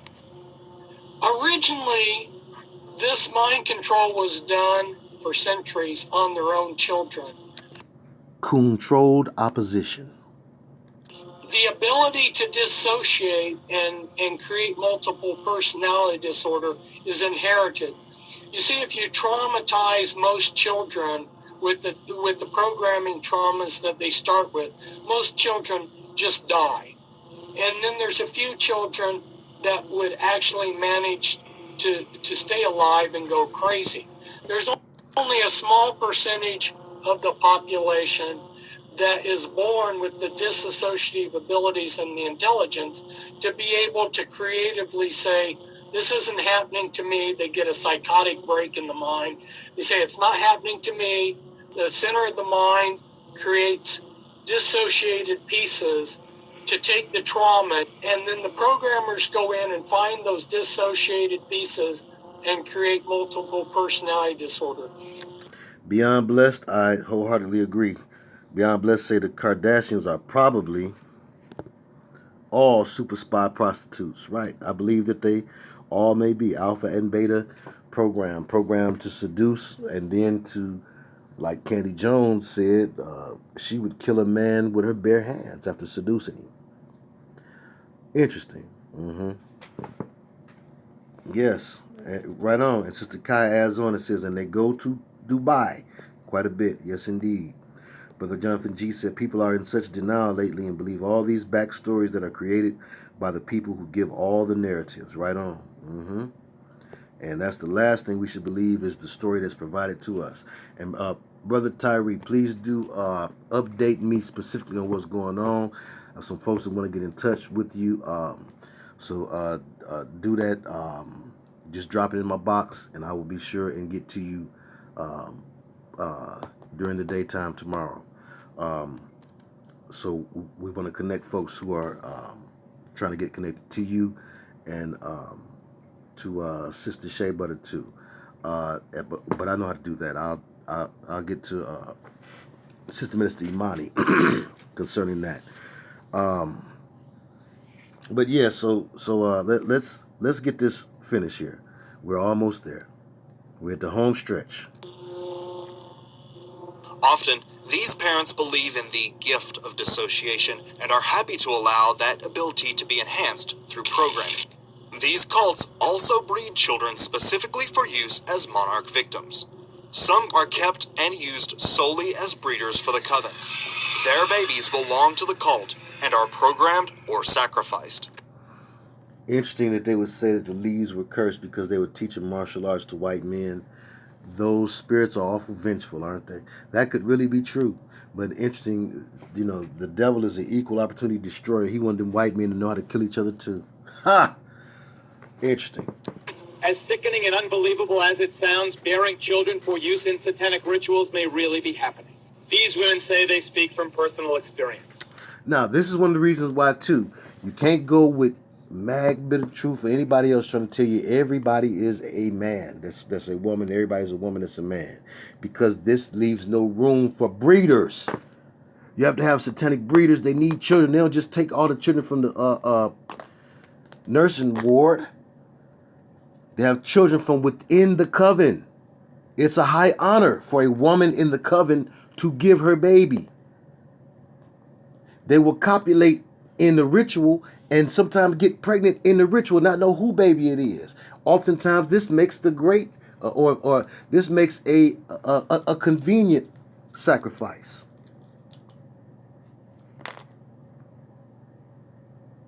And no doubt, Bruce Lee invoked demons, no doubt about it. Absolutely he did. And that's one reason why I would have some problem thinking that it was like some kind of, oh, you know, you only give this to your own people. Again, them devils would cause you to have that sort of delusion. But again, at the end of the day, the devil is the author of confusion, and he wants to share it with all the races of the world. Isn't it nice of him? He wants to make sure everybody gets a proper opportunity to be confused, used, and abused. Just like him. They claim to be breeders, forced by covens to bear children, both as a way for the cults to get new members and to find fresh victims for ritual murder. Did you give birth to infants who were sacrificed? My first two Were sacrificed? were sacrificed. I was told it was the highest honor I could ever do as a woman, was to sacrifice my first two. Jackie tells us she was able to escape her satanic cult. Today she helps other women, like Donna, who are trying to break free. You killed your babies? Just take the skin off. You skinned the baby? You take the baby's skin off? Do you feel remorse? Have you told the police? I had to do what I had to do, or I'd be killed like the babies that they made me watch killed, or that they put on my hand. They said, obey, or this is you. All karate would have to be, again, if it's martial arts, martial arts. It comes from martial, the same martial as martial law. Martial meaning to kill. Mars, the god of war, blood, murder. Martial having to do with kill. The killing spirit and the spirit of violence are the spirits that are over the spirit of karate. And all of the different forms of martial arts that would fall under that same umbrella. Again, it's, what I was learning in my system, what we learned, and it was supposed to have been a system that the other systems were based off of, the Tamarian martial arts system. You did not learn how to knock somebody down. You learned how to kill. And how is that of God? Don't make me remember. Army-Navy parents will sell their children into the program. Right. A person need not be cruel or even abusive to give their child to such programs. Rather, all that is required is a desire for advancement and a misguided sense of patriotism. You know, a lot of the parents that got involved with the CIA MkUltra program turn their children over willingly for various reasons. They might approach a parent and say, we have this experimental method where we can make your child a genius, and we can make them a success in life, and would you sign the paperwork here to allow us to use your child? Amen, Those who Andrea. possess a heightened ability to dissociate will produce children with a heightened ability. They will be offered a unique opportunity to make their child part of an exclusive program. The parents who do are highly rewarded, both in rank and compensation. Sister Fanuvi said, I was told that in Hollywood they like to change sexes. For instance, boys become girls and vice versa. This is true. This does happen in Hollywood. We see evidence of that when we see entertainers like the actresses like Jolie, Angelina Jolie, allows for her child to dress as the opposite sex. And then there's a couple other ones too. It's several of them. So thank you, Charlize Theron. Thank you, Sister Stacy. Will Smith, right on. Right. Willow and Jayden, right on. 720 and Black Blonde, right on. Okay. So yes, that's proof it happens. But this is the problem. What do I say? Put it where it go. It happens, but it can't be everybody. It can't be, because you need, first of all, you got pervs and things who want women to abuse sexually. That's what they want. That's one. Secondly, breeders. Who's going to make the babies? So no, they don't do it to everybody. It is like, okay, it's like the dissociative thing. It's considered a satanic honor that your little child is going to be raised up as a little representation of Baphomet. Will, Jada, you've received the highest honor we can give you guys, and you guys are black. Okay? So it's an honor. So everybody don't do it. That takes away from something being honorable if everyone gets it, right? The honorary degree is so special because everybody does not obtain that degree. You can't ask for it. They come and tap you for it. And it may also be that same way with this Baphomet thing. The Baphomet children, again, if I wanted to be honored, I'd just offer my child up for that. No, I would imagine the way that Lucifer likes to do things, he don't want the volunteers, okay? He want the tears. He don't want the volunteers, he want all them tears, okay? Some view it as a patriotic sacrifice to their country and idealize their son being some super soldier. Others are blackmailed. They might do this in conjunction. If they found a father that was sexually molesting his child, they would say, okay, we won't send you to prison if you'll work with us. We'll make you rich, but we need your child for this experiment. And it's a win-win because you won't go to prison and your child will become a genius and will become a success. We'll make your child into a success. Dig it.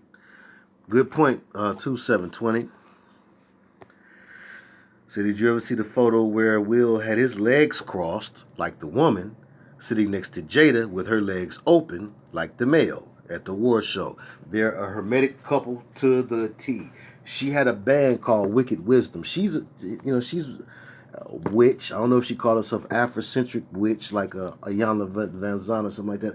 I don't know, but I know she's a witch. The Wicked Wisdom reference is certainly all about Lilith. Then him, his first breakout role was in 6 Degrees of Separation. Not his first role, but his first breakout role, where he played in a gay love scene, which is very risky for you to do as a young and up-and-coming actor, just getting his start at the time.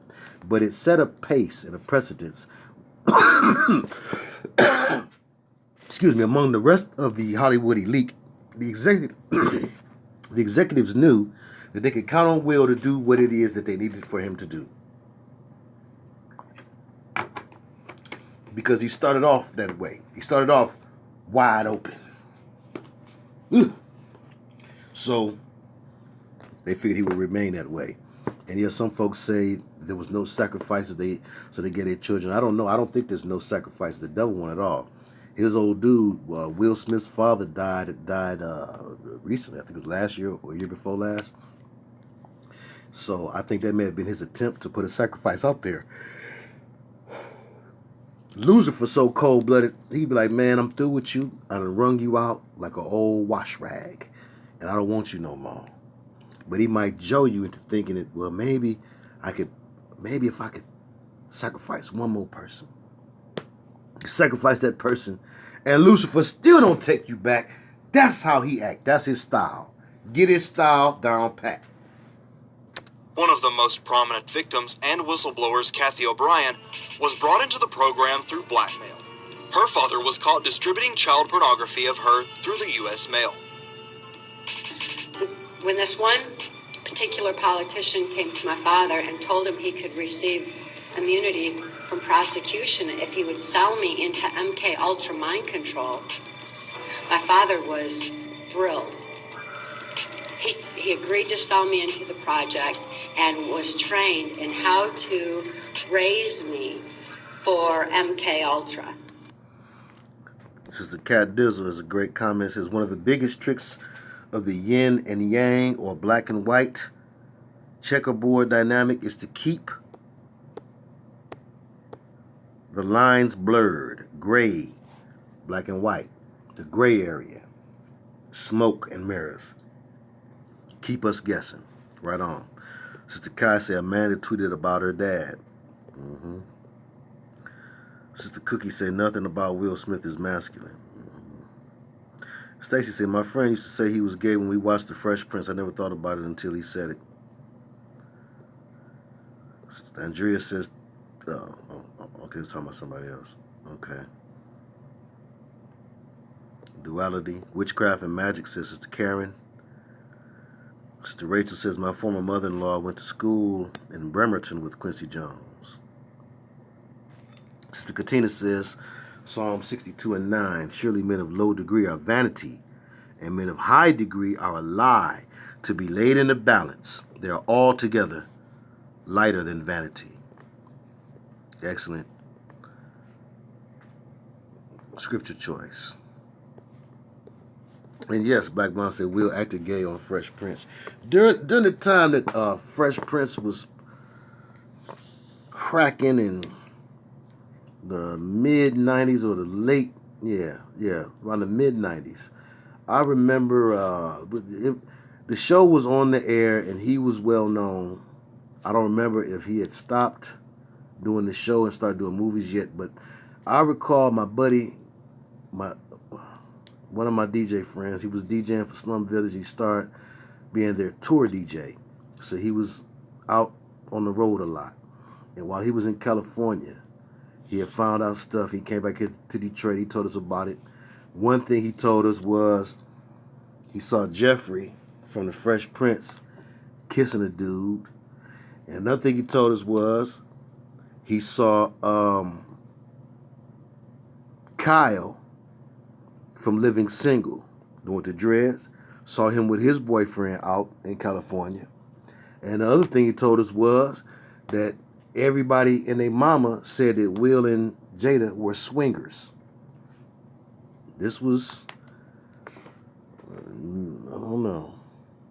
Like I said, this was early in his career. So, yep, this is what I heard from somebody who was in the business circle at the time. Many parents have a notion that the ends justifies the means. That if this sacrifice is made, their child will have a possibility of becoming a famous actress, politician, or celebrity. Still, others are kidnapped right off the street. And police pointed a gun at a woman's head and tried to force her into his van. Inside, a metal cage. He was wearing a dark-colored hoodie-style sweatshirt and jeans. Now, the van is described as a full-size van, white, with no windows on the side. It also had a California license plate, and as you said, Sarah, the most disturbing thing is a possible black cage within that van. I want to say something real quick. It's some parents that take penitentiary chances. I was looking at Brandy and Ray J's mama.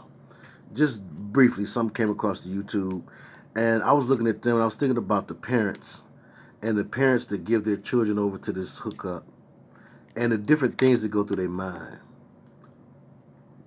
I thought about Drake's daddy. I thought about Billy Ray Cyrus and Miley Cyrus. And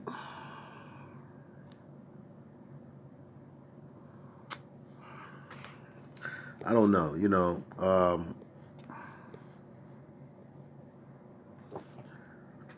when you think about the Wayans brothers, Sister Katina's comment here, she says, Wayans brothers were really poor. I wonder how many people helped them back then. It's black men. I know an older black man right now who, although he's old enough to be considered played out and all of that, he's still trying to find a way to cheat the game if he can.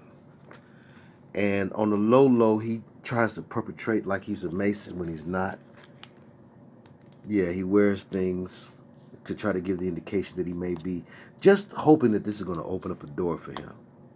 You think about Joe Jackson, you know, some of these old daddies and mamas too, Afeni, some of them was like, you know, there's no way I could make a better life for you on my own than I could with the help of these alphabet devils. And someone to make that deal.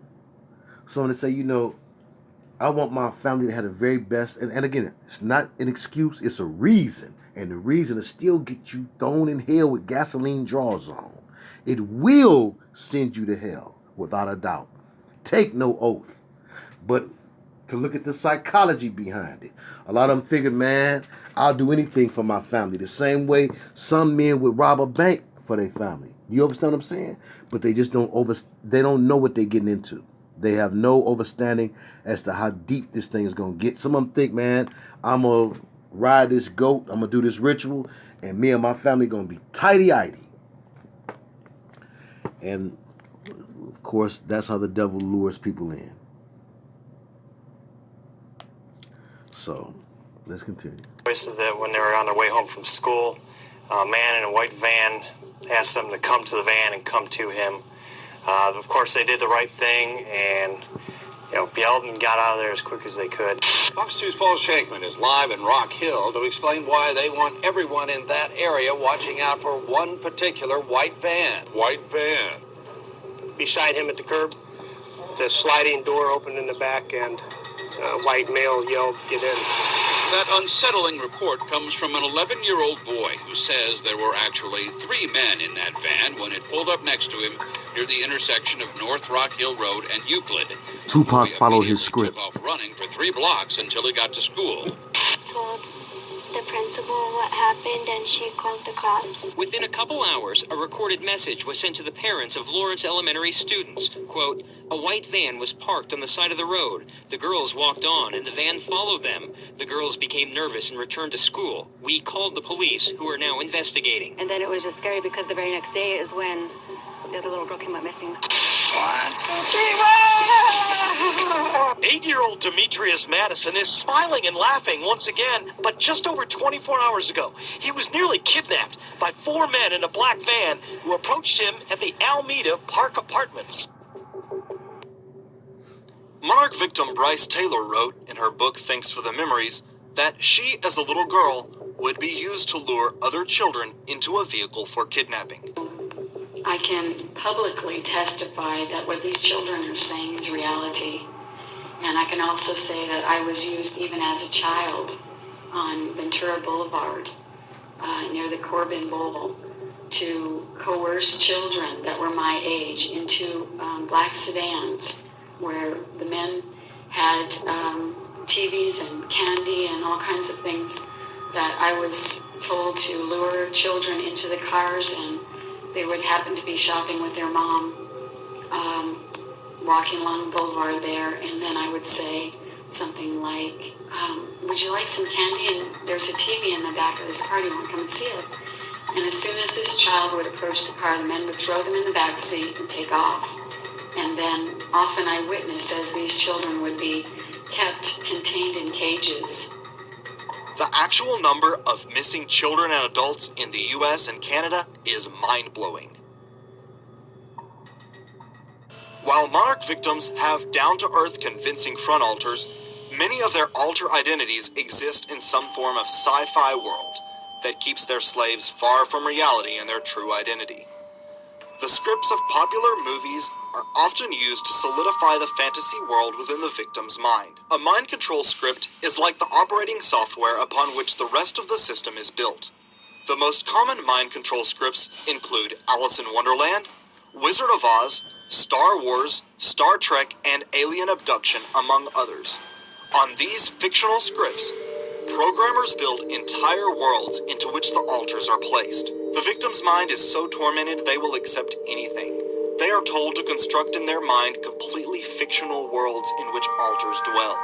Victims often contain Alice in Wonderland or Wizard of Oz themed programming.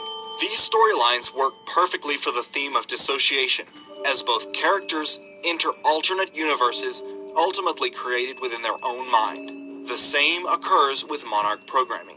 Victims are told to escape deeper into their own mind to a fictional world of the programmers creating. Inception was an interesting movie too about mind manipulation and the depths of mind control. It highlighted a form of mind control that, to our knowledge, is fictional, but really knowing what we know with our revelation knowledge from the Holy Spirit, we can pretty much bet our bottom dollars that that's based on a real technology. In the movie Inception, Leonardo DiCaprio and crew were part of a band of folks who knew how to insert dreams into individuals and insert themselves into those dreams. And they would influence those individuals through the dreams to manipulate a particular circumstance that was desirable for them, usually for money, for great sums of money. Now, as we read our Marvin Gaye, I found it interesting. Marvin talked a lot about dreams. He even, dreams of you are so fine. And then in Soon I'll Be Loving You Again, he says, I believe in dreams and fantasies. But all throughout the book, Divided Soul, he talked about this dream, this recurring dream he had that would end up being about Janice before he met her. And I believe that they had done an Inception. This may have been what Donny Hathaway was talking about, according to, I think it was Nile Rodgers, who claimed he was there the day that Donny, quote-unquote, fell out the window. But Donnie claimed that they were hooking up some kind of machine to him and they were messing with his thoughts, but in his words, they were stealing his ideas. This could have been some sort of early Inception type of machine. And I believe that they used some form of this technology on Marvin Gaye. They may have even chipped Marvin Gaye because of his being drawn toward Janice the way that it seems he supernaturally was, especially when you read Divided Soul. I'm going to break down it, and I'm going to go ahead and get at least one of them other books, at least one of those two books I was waiting on. Excuse me. I'm going to go ahead and get another copy of one of the two, either After the Dance or Rick James' Glow. Oh yeah, I forgot, or Aretha. One of those three. I'm going to go ahead and get one for next week. So we'll have a fun reading for next week, because after this, our reading is going to be as somber as this video. He came to set the captives free. So let's get the last 18 and a half minutes of this under our belts, okay? And y'all can pick and choose, which of those three you want to deal with first. Aretha, her book is called Respect. All these are David Ritz books. So they're all by the same cat. So you can expect the same tea. David Ritz's Divided Soul, Marvin Gaye's assisted autobiography. Rick James' Glow, or Aretha Respect. And y'all can vote on that. And I will be taking those in comments and chat and wherever I see them. And I'll just recall to myself which one y'all wanted the most. And that's what we're going to do, okay? But no rush on it. But again, if you know right now who you want, you can say right now. The chat is on record, okay? But let's get this out the way. Look like Riri is pulling ahead. Uh-oh. Okay. Rick James and Riri, y'all done had enough Marvin. Y'all gonna play Marvin like that? You know he's gonna have a fit. He won't be able to take it. To think about, says Aretha, she might not have long. Mm-hmm. Yeah. Captain said, we know Aretha is your favorite, LOL. Oh, no, don't put her on me. I can't take it. Lay heavy. Marvin is going to put you through some changes now. Now, y'all really think about it. Do you want to be bothered with Marvin again now?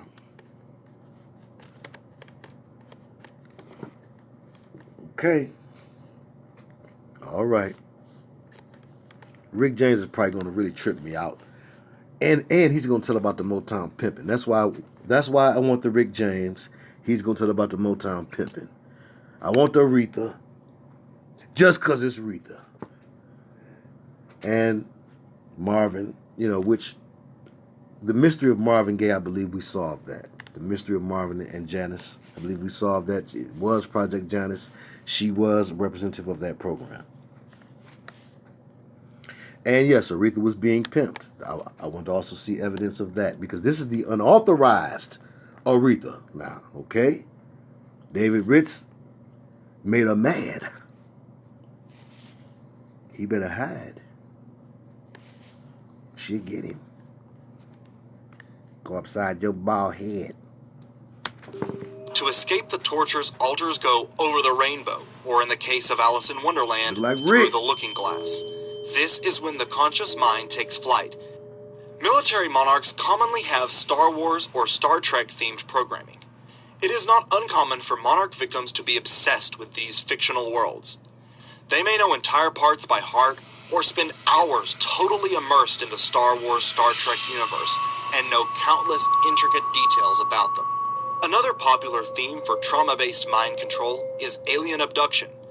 Many of those who report abduction stories are in fact victims of trauma-based mind control. The brain instinctively wants to pull itself back together, and the more distance the alters are from reality, the further they are from realizing their true self. The types... I find it funny too, 720, that David Ritz is given that job. It's like what we was talking about with Kobe and Stan Lee. He has a Masonic job to do. David Ritz has a Masonic job to do. He makes legends of these people. That's his job. And when necessary, he takes them down a few pegs. Like with O'Reilly. And yes, I will have to work on my Rick James. It looked like I'm going to have to work on my Rick James. I'm going to work on it a little bit. I'm going to watch a whole lot of tapes of him talking about Charlie Murphy. Yes. Star Wars, Star Trek universe, and know countless intricate details about them. Another popular theme for trauma-based mind control is alien abduction. Unity. Many of those who report abduction stories are in fact victims of trauma-based mind control. The brain instinctively wants to pull itself back together, and the more distance the alters are from reality, the further they are from realizing their true self. The types of alters built into a monarch system vary depending on the intended role and occupation of the slave. Common alters include sex kittens.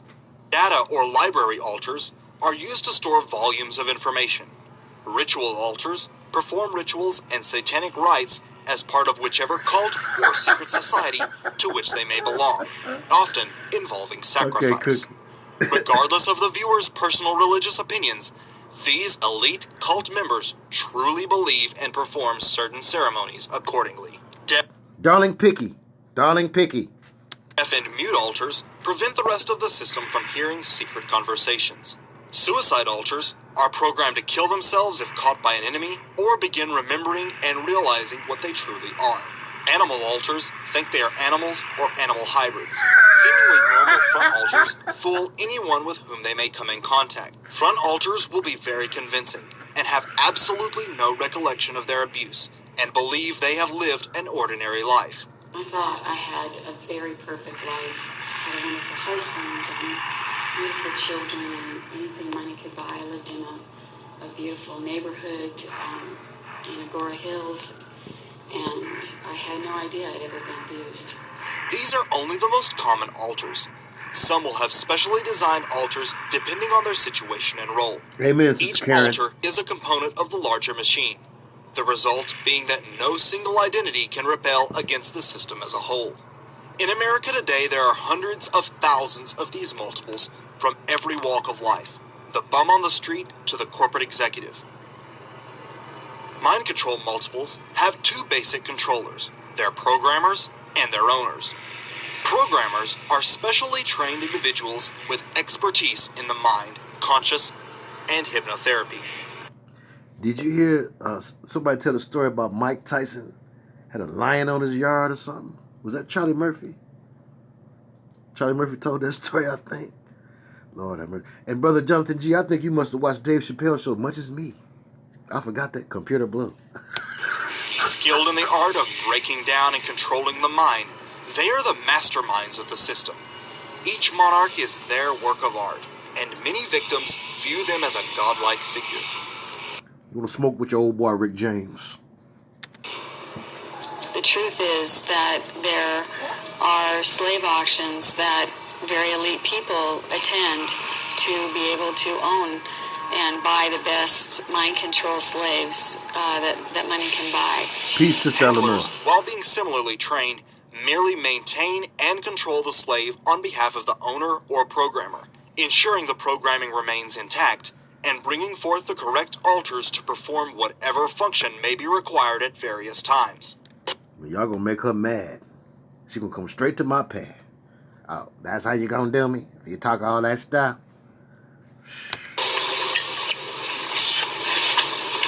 Cheers, butterfly. The woods are lovely, dark, and deep, and I have promises to keep and miles to go before I sleep. Did you hear me, butterfly? How much you want to bet this was an actual programming moment? You know directors like to get realism, right? Well, that's what made Halle Berry give it up to Billy Bob Thornton that night. Realism. She got her Oscar. Miles to go before you sleep. Perhaps the most notorious individual associated with mind control is Lieutenant Colonel Michael Aquino. Talking to Dr. Aquino and his wife, you are a lieutenant colonel in the United States Army. Correct. Now, Sister Eleanor in the How house. does the Army feel about you being head of the Temple of Set? The Army has known about my religion for the... Temple of Set, for those who don't know, Dr. York. Polites. Let's see, that would be Polite's father-in-law. Do I got that right? Huh? Ain't Polite married to one of Dr. York's wives? Anyway, if he is, if he ain't, Dr. York is a member of the Temple of Set. Now, put that in your black consciousness pipe and smoke it. Yes, he was a member of the Temple of Set. Absolutely. Oh, okay, but okay, you're saying he's not Polite, not married to one of his daughters? That's what I heard. You know how many of, well, I'm sure he probably said that. Oh, okay. He never met Dr. York. Okay, all right. Okay, well, does he have some affiliation with Nuwapu? I'm just curious. He had no affiliation with Dr. York whatsoever. Okay, well, for those who are familiar with Dr. York, and perhaps you may still be deceived reading his stuff and whatnot, he was on the low, a member of the Satanic Order of the Temple of Set. It was not low that he was a member of the Temple of Set, but it was on the low what they stood for. Did nobody know what they stood for? Now we know. Yes, they done used and abused Halle Berry, used and abused her. Till she leave, she fell deeper in their style. It's hard to breathe.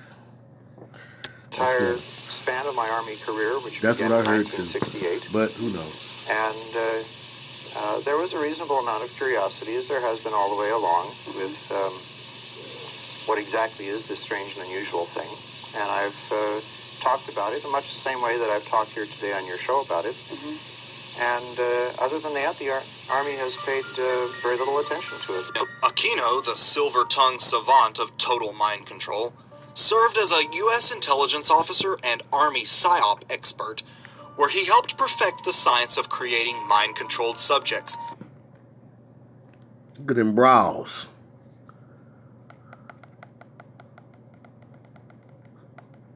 Have mercy this evening.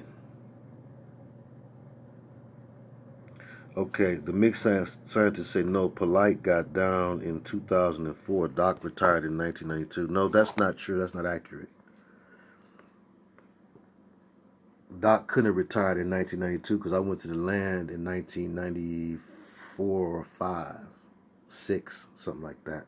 So that part's not true. And I met and know Dr. York's nephew. I was a teacher of Nuwapu. So I don't know about Polite's side, but I know about Dr. York's side for sure. I was a teacher of Nuwapu. I bet I own more scrolls than anybody in the Midwest. You was there in 92 to 93, where? You was on the land? Mr. Damali says she know his daughter Fatima.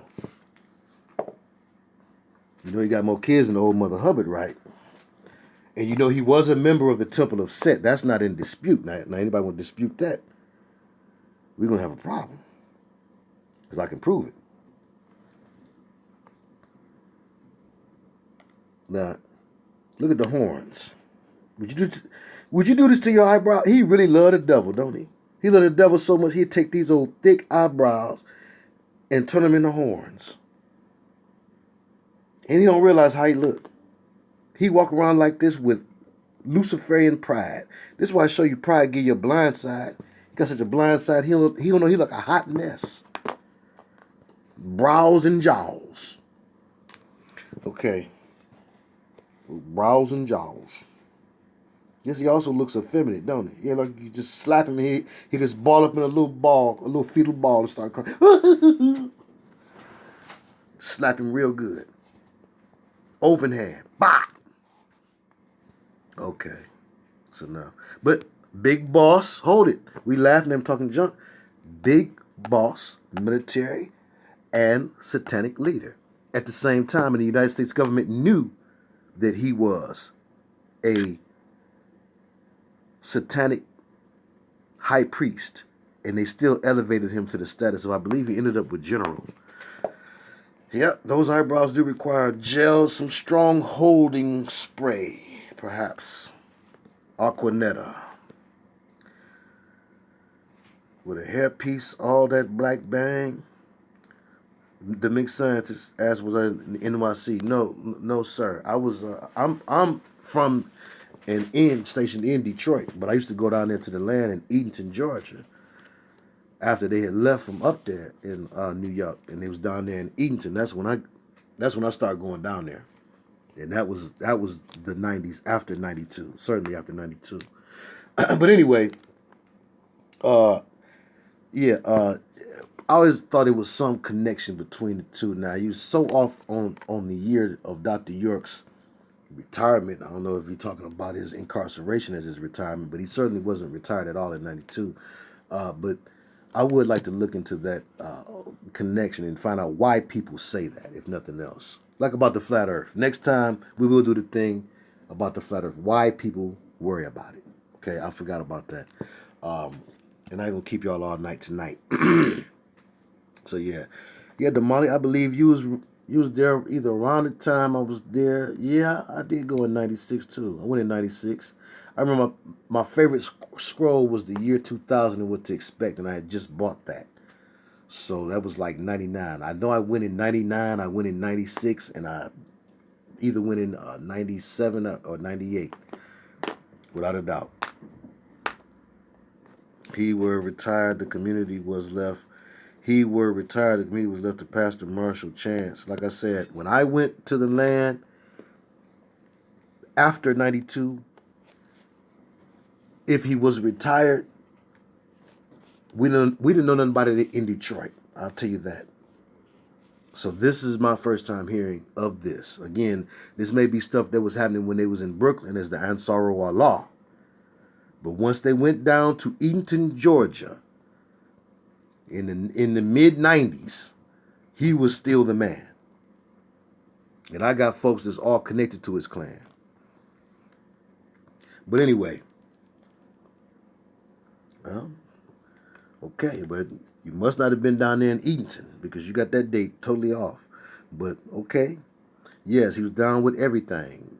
He went from he was a Blackfoot Indian, and he was Reverend Dwight York of the Holy Karast Church. He was Chief Amanubi-Rukta. Okay.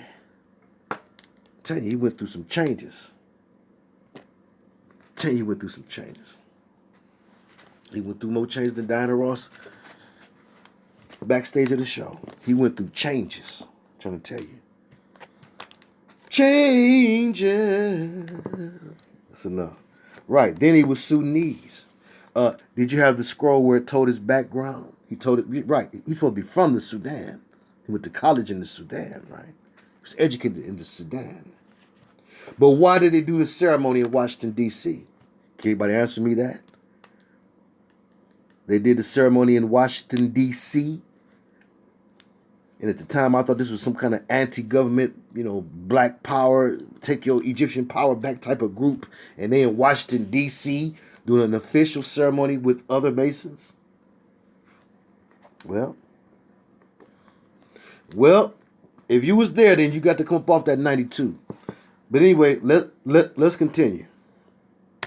Garnering an above top secret military clearance. A self-described you got expert the cat in black scroll magic. or the dog scroll, Damali?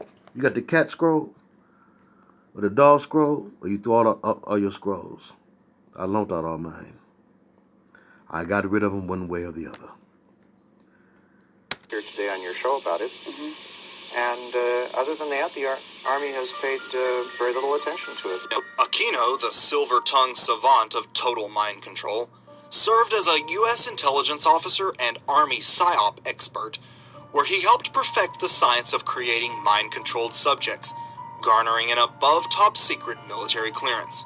A self-described expert in black magic, he joined his friend Anton LaVey's Church of Satan in 1969, where he quickly became a high priest before breaking the way to found his own satanic sect. Although having been implicated by multiple alleged trauma-based mind control victims who recall his bizarre appearance and horrendous abuse, he was never criminally charged. Really it was mean. Here, parents and others allege that as many as 60 young children were ritualistically abused by soldiers of Satan. Colonel Aquino, we note, sir, for the record, that you were originally implicated in the dreadful charges of child abuse. We note also that no charges were ever brought against you, and presumably you have been cleared. Would you like to comment on why those charges were brought against you? Well, the entire time that the so-called child molestation scandal was occurring at the Presidio, the time period when these terrible events were supposedly taking place, I was assigned to the National Defense University in Washington, D.C., and my wife was out there living with me. But is it not a fact that a 3.5-year-old girl identified you as the alleged perpetrator of molestation? No, as a matter of fact, it is not the case. An accusation was made by her stepfather, who is an Army chaplain, speaking on behalf of this child. In her original interview with the FBI, she denied ever being molested. Well, I've seen you are innocent until proven guilty. You were never charged in this case. I don't want to belabor the point. I have seen, however, the affidavits for the search warrant of your home, and they indicate the child is speaking to the authorities, not her father. For those who are familiar with my testimonial videos, you already know who Dr. York is, and my apologies for interrupting with that. And I appreciate those who was a part of that conversation. Sister Damali and the scientist. Science. I'm so sorry. We was just talking up the mixed scientist. You DJ on two turntables. But anyway, we was just chopping it up about old Dr. York, who excuse me, who was a member of the Temple of Set up under Aquino. And just to show you how far and wide they like to spread their controlled or controlled opposition, Dr. York is the inspiration for Andre 3000's beliefs, for Erykah Badu's beliefs, the Goody Mob first album outside of CeeLo, who was more Christian influenced, but the other ones, beliefs, and countless others. When Danger Strikes, Busta Rhymes, lots of others. But anyway, he's supposed to be so, pro-black and take the power back, use the Egyptian techniques like we used to use when we was in power and blah, blah, blah, and he ended up, they threw him under the bus, the same people that was feeding him information and allowing for him to do the rituals and things behind closed doors for power, allowing for him to molest and abuse young children. That same system turned around and bit him when it needed to. And they sent him up with 72 counts of child abuse. And interestingly enough, he was connected to this character here. So that's what our conversation was basically about. And Dr. York was a huge influence on the rap community in his time, in that mid-90s era. But also he was a big influence on the music business, period, going all the way back to the 70s. From the 70s to the 90s, he was influential. And I believe he was a top warlock. And we've talked about that before, but that's how it related to Michael Aquino. But let's finish. We're going to go right and exact. We're going to go ahead and finish here. And Dr. York's, he has a lot of children. And most of them roll with him. He does have one that does not roll with him. And I heard that one in an interview, and he was saying that he was molested also and abused by his father. So it's a very sad thing that you can have people who are put in positions of power and authority and respect. Michael Aquino is put in a position of power and authority and respect at the Presidio and in the military period. Dr. York also put in that same type of position. He was the #1 black Mason down south, and at the time, he was hiding from us for a long time that he was into the Masonry. And when I say hiding it, I mean he wasn't putting it in plain sight. If you knew what to look for, you knew what to look for. But most of us young folks didn't. We was going off the melanin talk, and hyping us up through pride. Lust of the flesh, lust of the eye, pride of life, pride in melanin. And here is his boss. Reminds me of Elijah and Fard. Fart Muhammad. This was after she had been subjected to therapy. At least one victim, a child in daycare at the Presidio military base in California, was able to positively identify Aquino's home and describe with uncanny accuracy its distinctively satanic interior. As part of the investigation, a search warrant was served on the residence of Lieutenant Colonel Michael Aquino and his wife Lilith. Yes, Lilith. As a result of that search, numerous videotapes, photographs, photo albums, photographic negatives, cassette tapes, and address books were confiscated. Most disturbingly, also observed during the search was what appeared to be a soundproof room. However, Aquino nor his wife ever faced charges relating to those allegations. In her riveting autobiographical book, Transformation of America, trauma-based mind control victim Kathy O'Brien names Aquino as one of her primary abusers. O'Brien even claims Aquino made a how-to video using her educating military officials in the skills needed to program slaves, entitled How to Divide a Personality and How to Create a Sex Slave. I know that some of my perpetrators were actually known Satanists, and some of them were not. I know that Sammy Davis Jr. actually painted his little fingernail with red nail polish and was actually part of a satanic group.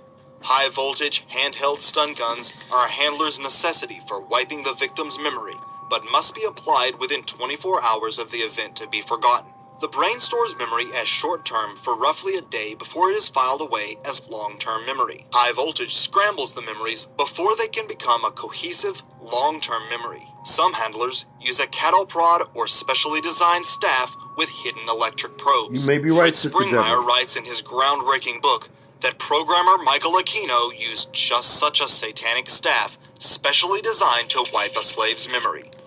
Sister Damali say, why do Common look like Anton LaVey? Wow, maybe because he done went that way. Have mercy. Well, he used to love her. Hope he ain't loving him. This is Michael Aquino, who's head of Temple Aset. He's a mind control programmer. And I don't think that he's got his staff in his hand there in the picture, but he oftentimes carries a staff. That's staff is like a cattle prod, and it will give you electroshock. Monarch multiples almost always bear electric prod or stun gun scars, or their resultant moles. However, few outsiders can recognize them as such. Those in the entertainment industry have long been popular targets for mind control. I'm Savannah Guthrie, alongside Matt Lauer and Al Roper. Will someone do the junior high It's like this. Gotta make it real awkward. That's exactly how you have to have a certain amount of distance between Yes, the bodies exactly. in junior high. Yeah. This is a very key one here, and we're almost done here. We got 8 minutes left. Now I want you to notice the trigger word placement in this, so you can get some understanding about, you know, the fact that this isn't something that just happens when a person just zone out from nowhere.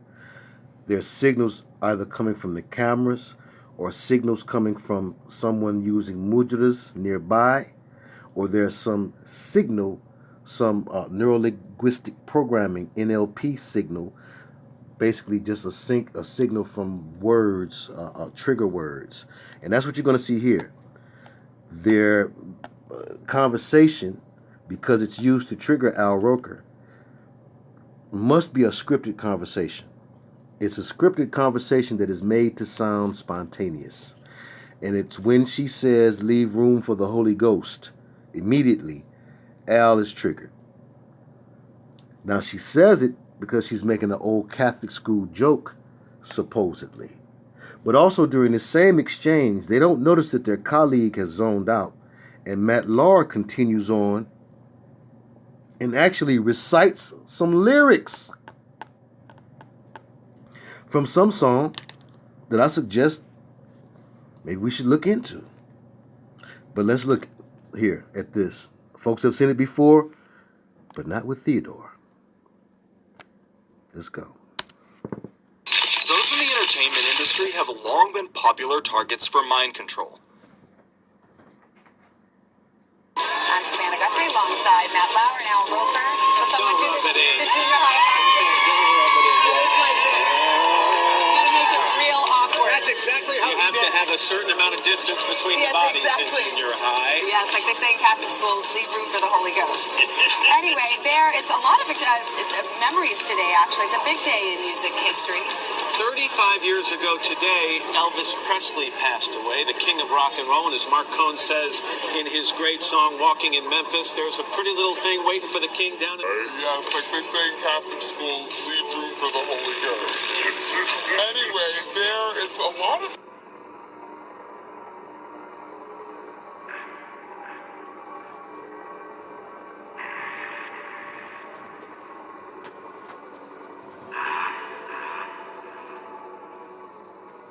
The first celebrity mind control subject was a World War II pinup named Candy Jones. Candy was a popular pinup girl in the 40s and 50s. Born Jessica Wilcox to an absent father and abusive mother, Jones developed multiple personality disorder. Yes, I will put a link to this video, indeed, and very good observations, everyone. Certainly, the white that Al is wearing certainly stands out. He's the only black person. He's in white, and the trigger word of Holy Ghost, leave room for the Holy Ghost. When she's talking about an old Catholic school joke where I guess the nuns would tell you if you're gonna dance or social with a girl or something to leave room for the Holy Ghost. Don't be all up on her. And it's interesting that that has to do with a soul tie or a connection sort of thing. And it was during that he was triggered. But then Matt Lauer keeps it going as he refers to this song that refers to Elvis Presley, who was a MK mind control slave, and most likely a monarch used in some military operations, as he was one of the sharpest shooters in the nation and received a accommodation or a citation of some sort to that effect from, I believe it was Nixon. But he was such a marksman that he was registered with the government because of his marksmanship. But let's continue. Now called dissociative identity disorder, at an early age to cope with the neglect and abuse she endured. She was highly hypnotizable and possessed a great deal of patriotism, having... Sorry, this is I think the last story of the documentary. This is Candy Jones, who was the first well-known pinup girl turned mind control slave, and she told her story called The Control of Candy Jones. She went with Long John Neville. I think that was her second husband, was Long John Neville, who was a talk show host. Talk show hosts are quite often programmers, or at least they are knowledgeable of the programming language, whereas they sit and talk to stars who are programmed individuals all day long, stars. And to take it a step further, they probably know the language of demonology as well, because oftentimes, again, that's what is fused with this mind control. Not oftentimes, but just about all time. And so when David Letterman is sitting there saying certain things to Johnny Depp, and Johnny Depp is given measured responses, it is because there's a mind control dynamic going on between the two of them, where Dave is representing the handler and Johnny as the subject. Johnny Depp, another Gemini. But let's continue. Cohn says in his great song, Walking in Memphis, there's a pretty little thing waiting for the king down in... Yes, like they say in Catholic school, leave room for the Holy Ghost. Anyway, there is a lot of... I think you trolling. Oh, okay.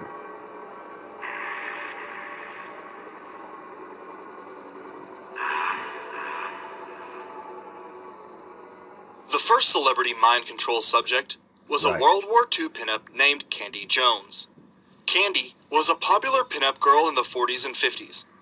Born Jessica Wilcox to an absent father and abusive mother, Jones developed multiple personality disorder, now called dissociative identity disorder, at an early age to cope with the neglect and abuse she endured. She was highly hypnotizable and possessed a great deal of patriotism, having done several USO tours during World War II. After divorcing from her first husband, Jones was recruited by the CIA. Thrilled at the opportunity to help her country, she allowed Dr. Jensen, a CIA agent, to hypnotize her. He quickly found her alter personalities and developed the strongest one, named Arlene Grant, into the perfect super spy. She was trained to courier messages, seduce a target, and kill with her bare hands. That's right, Diamond. With complete amnesia following the event. Jones was likely the first of her kind, and as such, she was shown off to intelligence insiders as an example of what such programming could produce. It was not until later in life that, through hypnotic regression, she was able to discover what she truly was: a mind-controlled spy.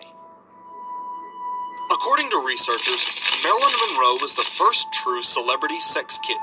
While some historians classify her relationship with the Kennedys as an affair, researchers in mind control have revealed she was actually a presidential model, the highest level of beta sex slaves.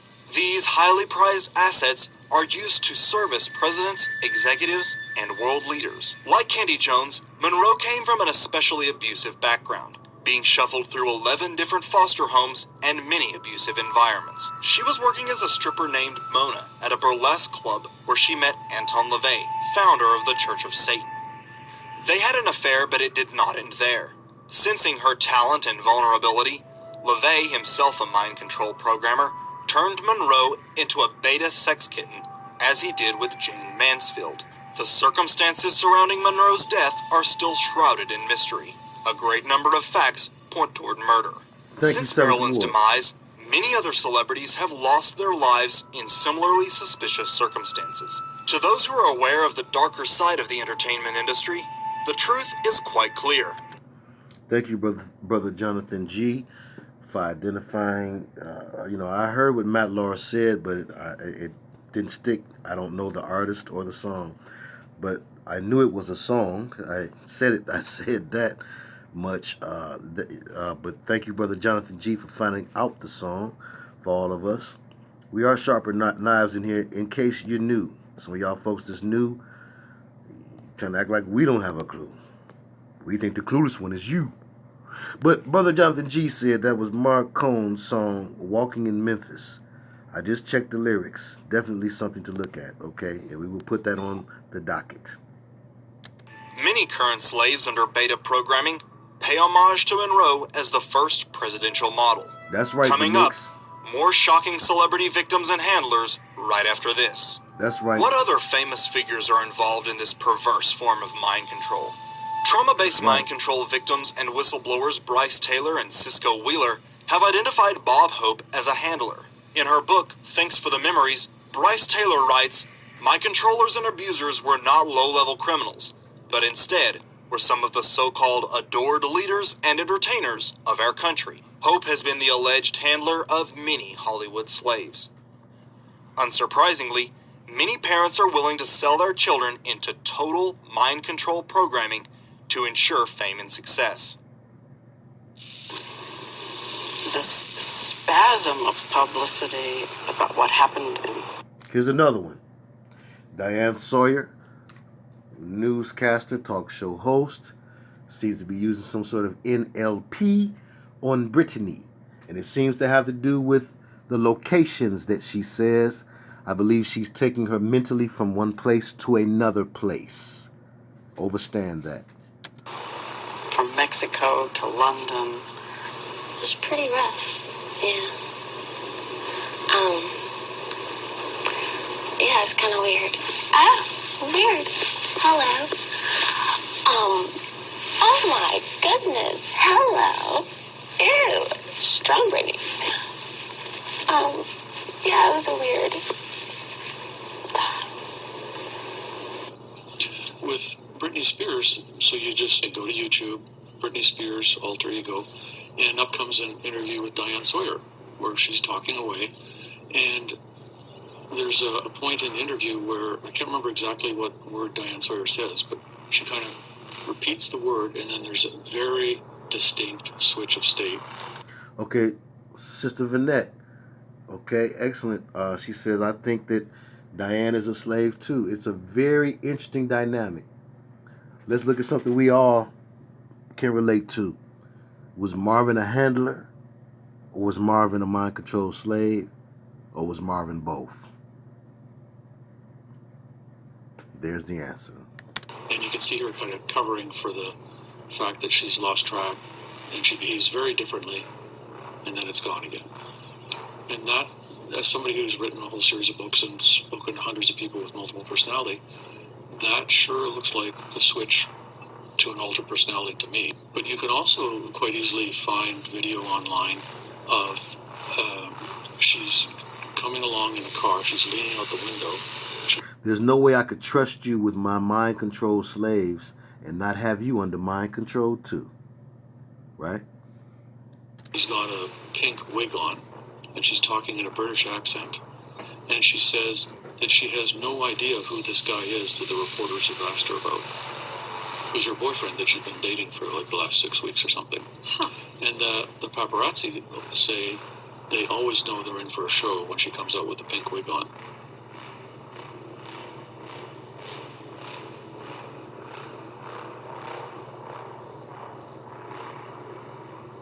These parents think the final outcome will be worth it. And if the child can't remember the electroshock and abuse, how much can it affect them? Interestingly, experts have discovered that as advanced and developed as the programming has become, it usually comes unglued between the ages of 27 and 30.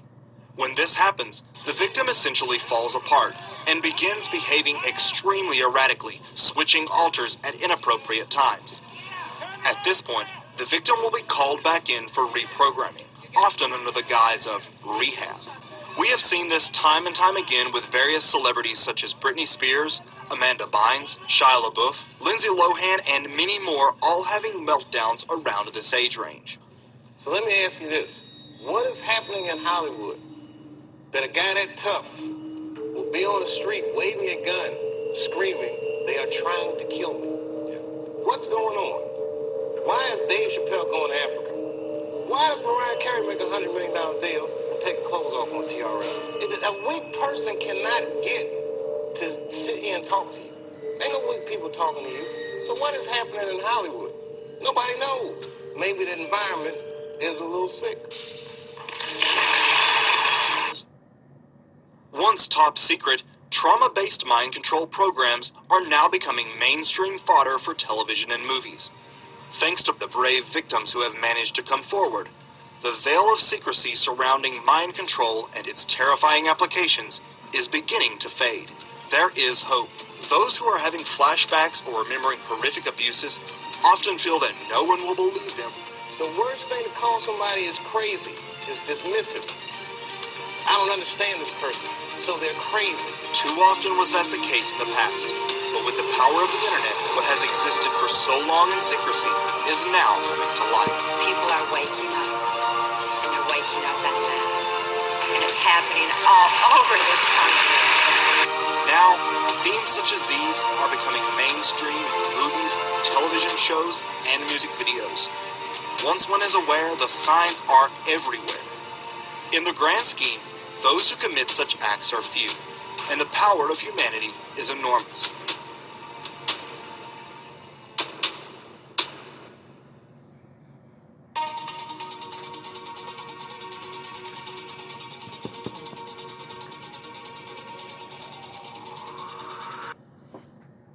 Okay, we thank you, Jay Meyer, for that excellent presentation. That was Jay Meyer.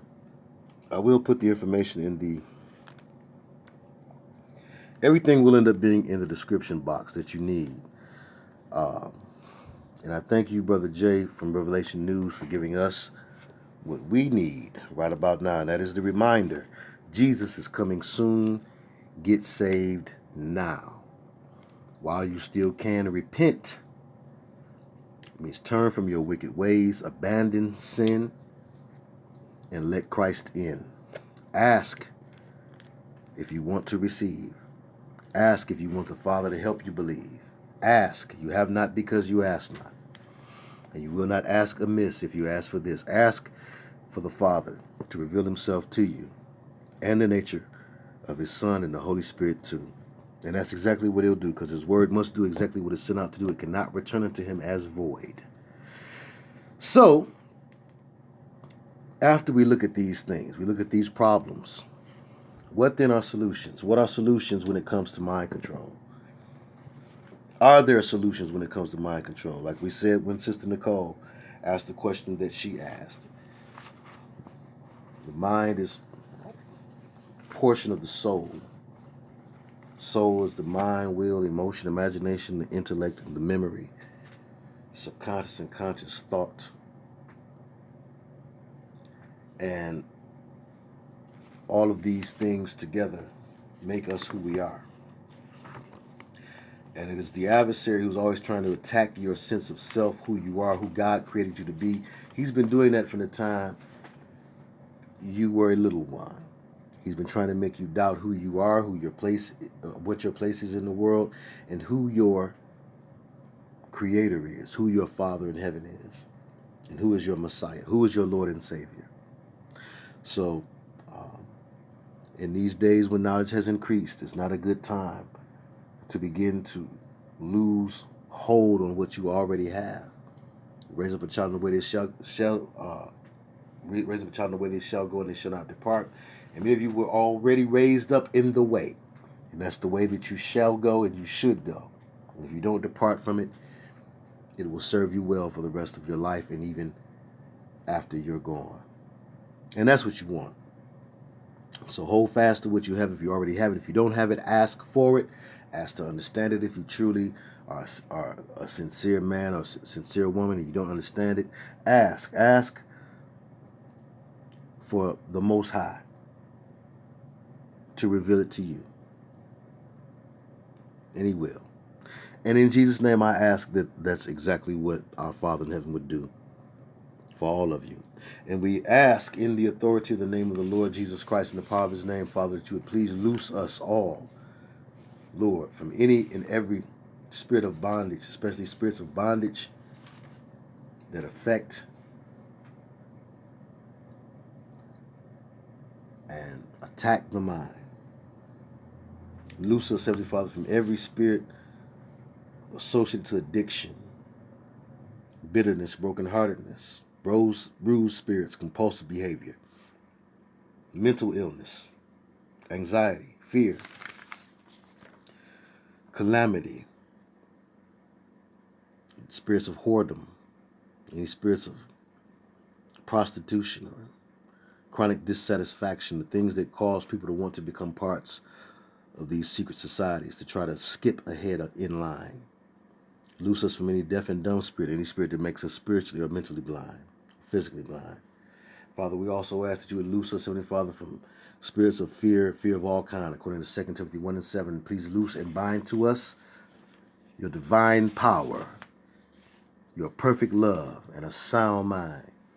Bind to us, Heavenly Father, the mind of Christ, your perfect peace that surpasses all understanding, your perfect love to cast out all fear, the perfect peace of one whose mind is stayed on thee, Lord, and Philippians 4 and 8 thoughts. Let us stay our minds on these things. These will be the ways that we can remain covered, even in the midst of the storm. And Father, we just ask, Lord, that you just keep us protected with your Psalm 91 protection. Give us your Psalm 23 calm, and give us the whole armor of Ephesians 6. And we touch and we agree and we ask for this, not amiss, but in alignment with your word and your will for our lives, that we live and not die, that we prosper and that our souls may prosper, and to give us hopes and futures and good expected ends. And please loose and bind to all of us your divine healing power as is found in the balm in Gilead, your divine Rapha healing power.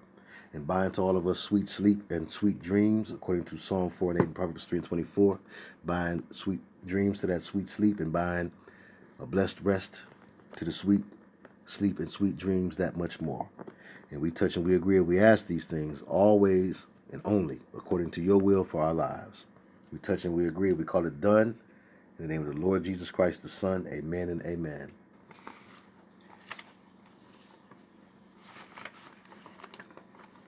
And at 2 hours and 46, going on 47 seconds in,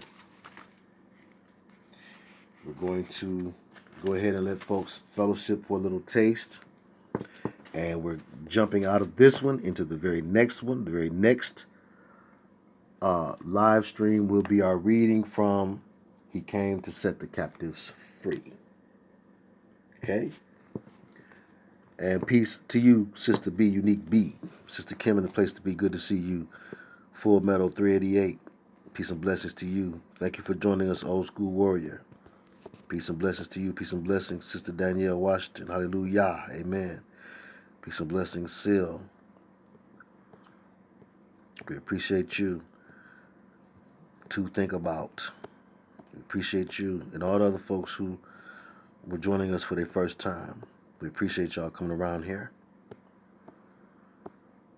And we hope you come back again. The light. Everybody wants to go to heaven, but nobody wants to die. You want to die. And you shall die a lonely, unheralded death. Send the light to the dark. Okay. And good night to all. Thank you to everybody who has joined in for the night. I know most folks are going to go ahead and lay it down, and that's fine. We thank folks who spent the most quality time with us tonight with these two lessons. And for folks who want the blessing of the reading, just stick around. We're going to do the same thing we did for the last live streaming. Jump out of this one and into the next one, okay? That's what's going to happen. Okay, right. Okay, thank you for reminding me. Right, my name is my name. Okay, right on. Thank you for reminding me. I appreciate you. Appreciate you. And yes, indeed. And may God open the eyes and take off the scales from all who are blind and don't have the eyes to see, but who have the will and would like to see. We want you to. For it is His will that none should perish. And that's my will too. Amen? So, how should we go out when we go? I think we should go out like this. Fellowship, talk with one another, exchange information. If you erase something during this live stream chat, it won't show up. So, I just want to throw that out there too. But yeah, go ahead and fellowship, folks. And then after this, one tune is over. But it's a knee-deep strength length. But after this one tune is over, we're going to go straight into the next video. Okay, so you'll already know what's going on. Okay? Ready? Okay, let's get it. And it looks like Rick James has won. But what do you expect? I am the baddest. All right.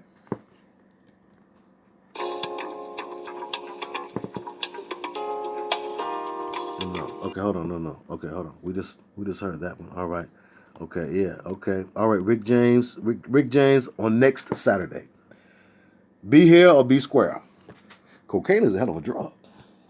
I will be watching Dave Chappelle in my leisure time, on my break times, and I will be watching Rick James interviews, and I will have Rick James interviews to bring to you. But what we're going to be looking into is the Motown pimping ring.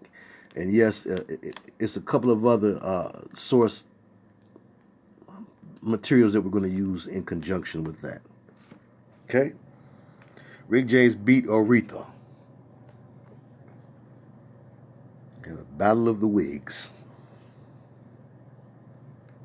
And he was swifter.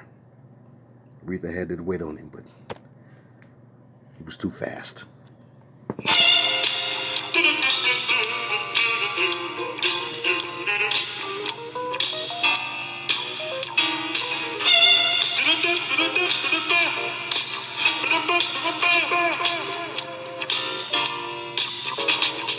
Next week, Brother Jonathan, we will get on Dr. Ken.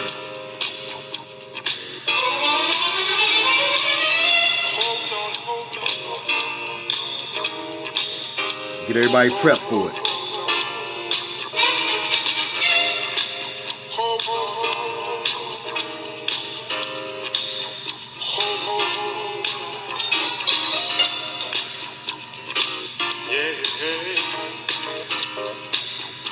Oh no.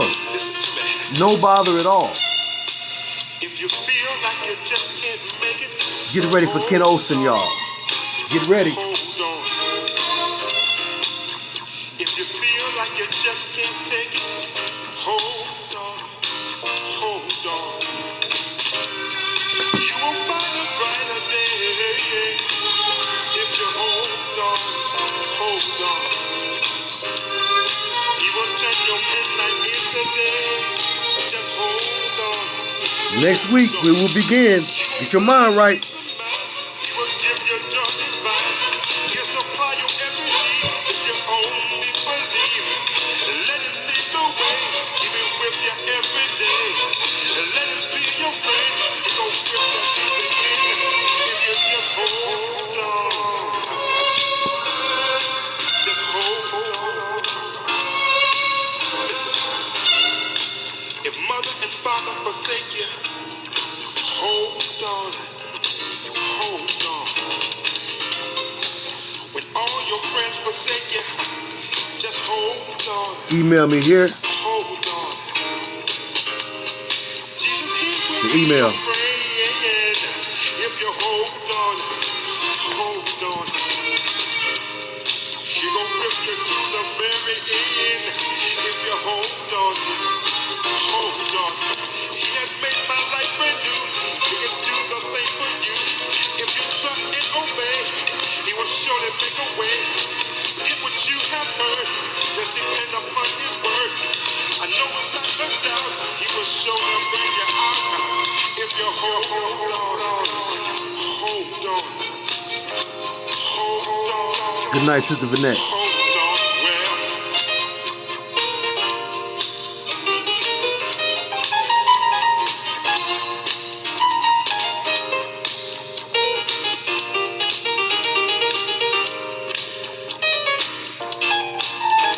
Thank you, Sister Kai.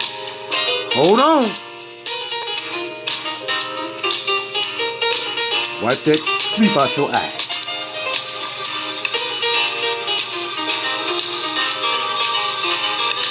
And hit that like if you have not done so tonight. He will give you joy divine. He'll supply your every need if you only believe. Let him lead the way. He'll go with you every day. Let him be your friend. He'll go with you to the end. If you just hold on. If you just hold on. Listen. Let him lead the way each and every day. Just hold on. Hold on. Listen, forget what you have heard. Just depend upon his word. Just hold on. Hold on. Look at it. You don't need no dope. All you need is hope. Just hold on. Can I say it again? Listen, you don't need no dope. All you need is hope. Just hold on. Can I sing it from the clouds? Just say hold on. Just hold on. Just hold on. Hold on. Yeah.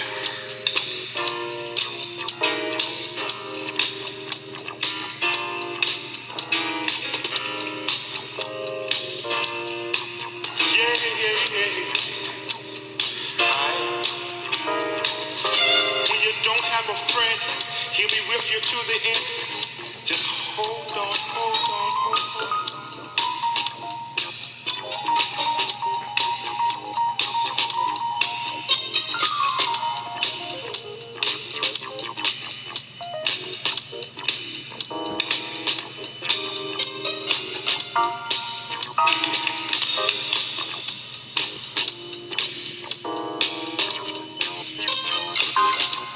Listen, when they turn their back on you, you know what to do.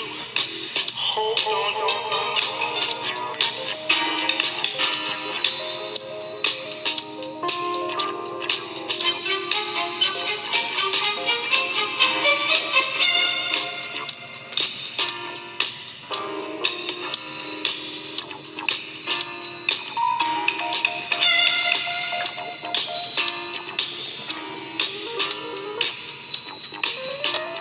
Listen, let him be your friend, cause it's coming back again.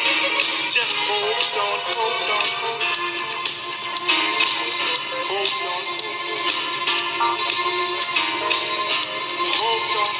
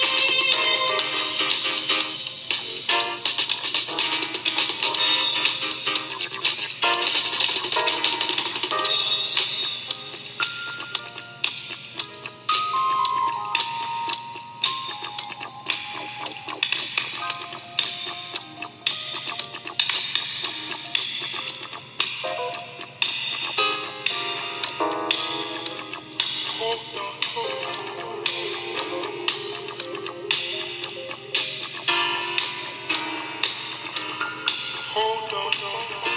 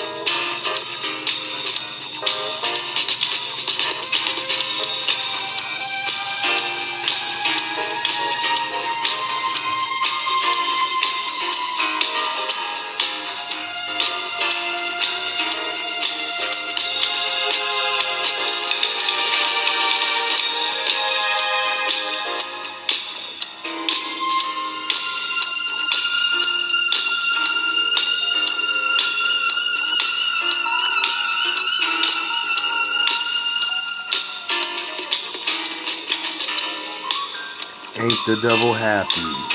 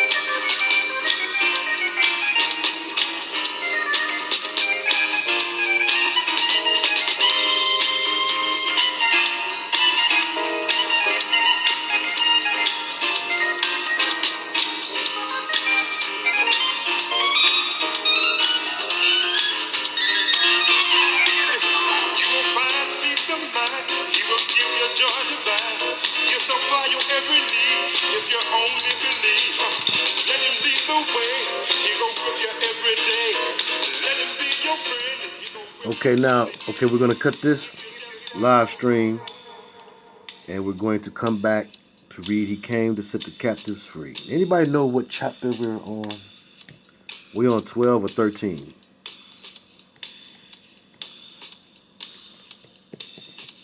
Yeah, that's what I'm thinking, Kai. I'm thinking we're on 12. And again, for those who want to send emails, this is the address that you send email correspondences to. Questions, concerns, information. Thank you, Sister Katina. Thank you, Brother Jonathan. And if you want to sow by way of PayPal, if you feel so led, you can go sow through this address only. And that's all that address is for. And I appreciate you all. We shall come back for more.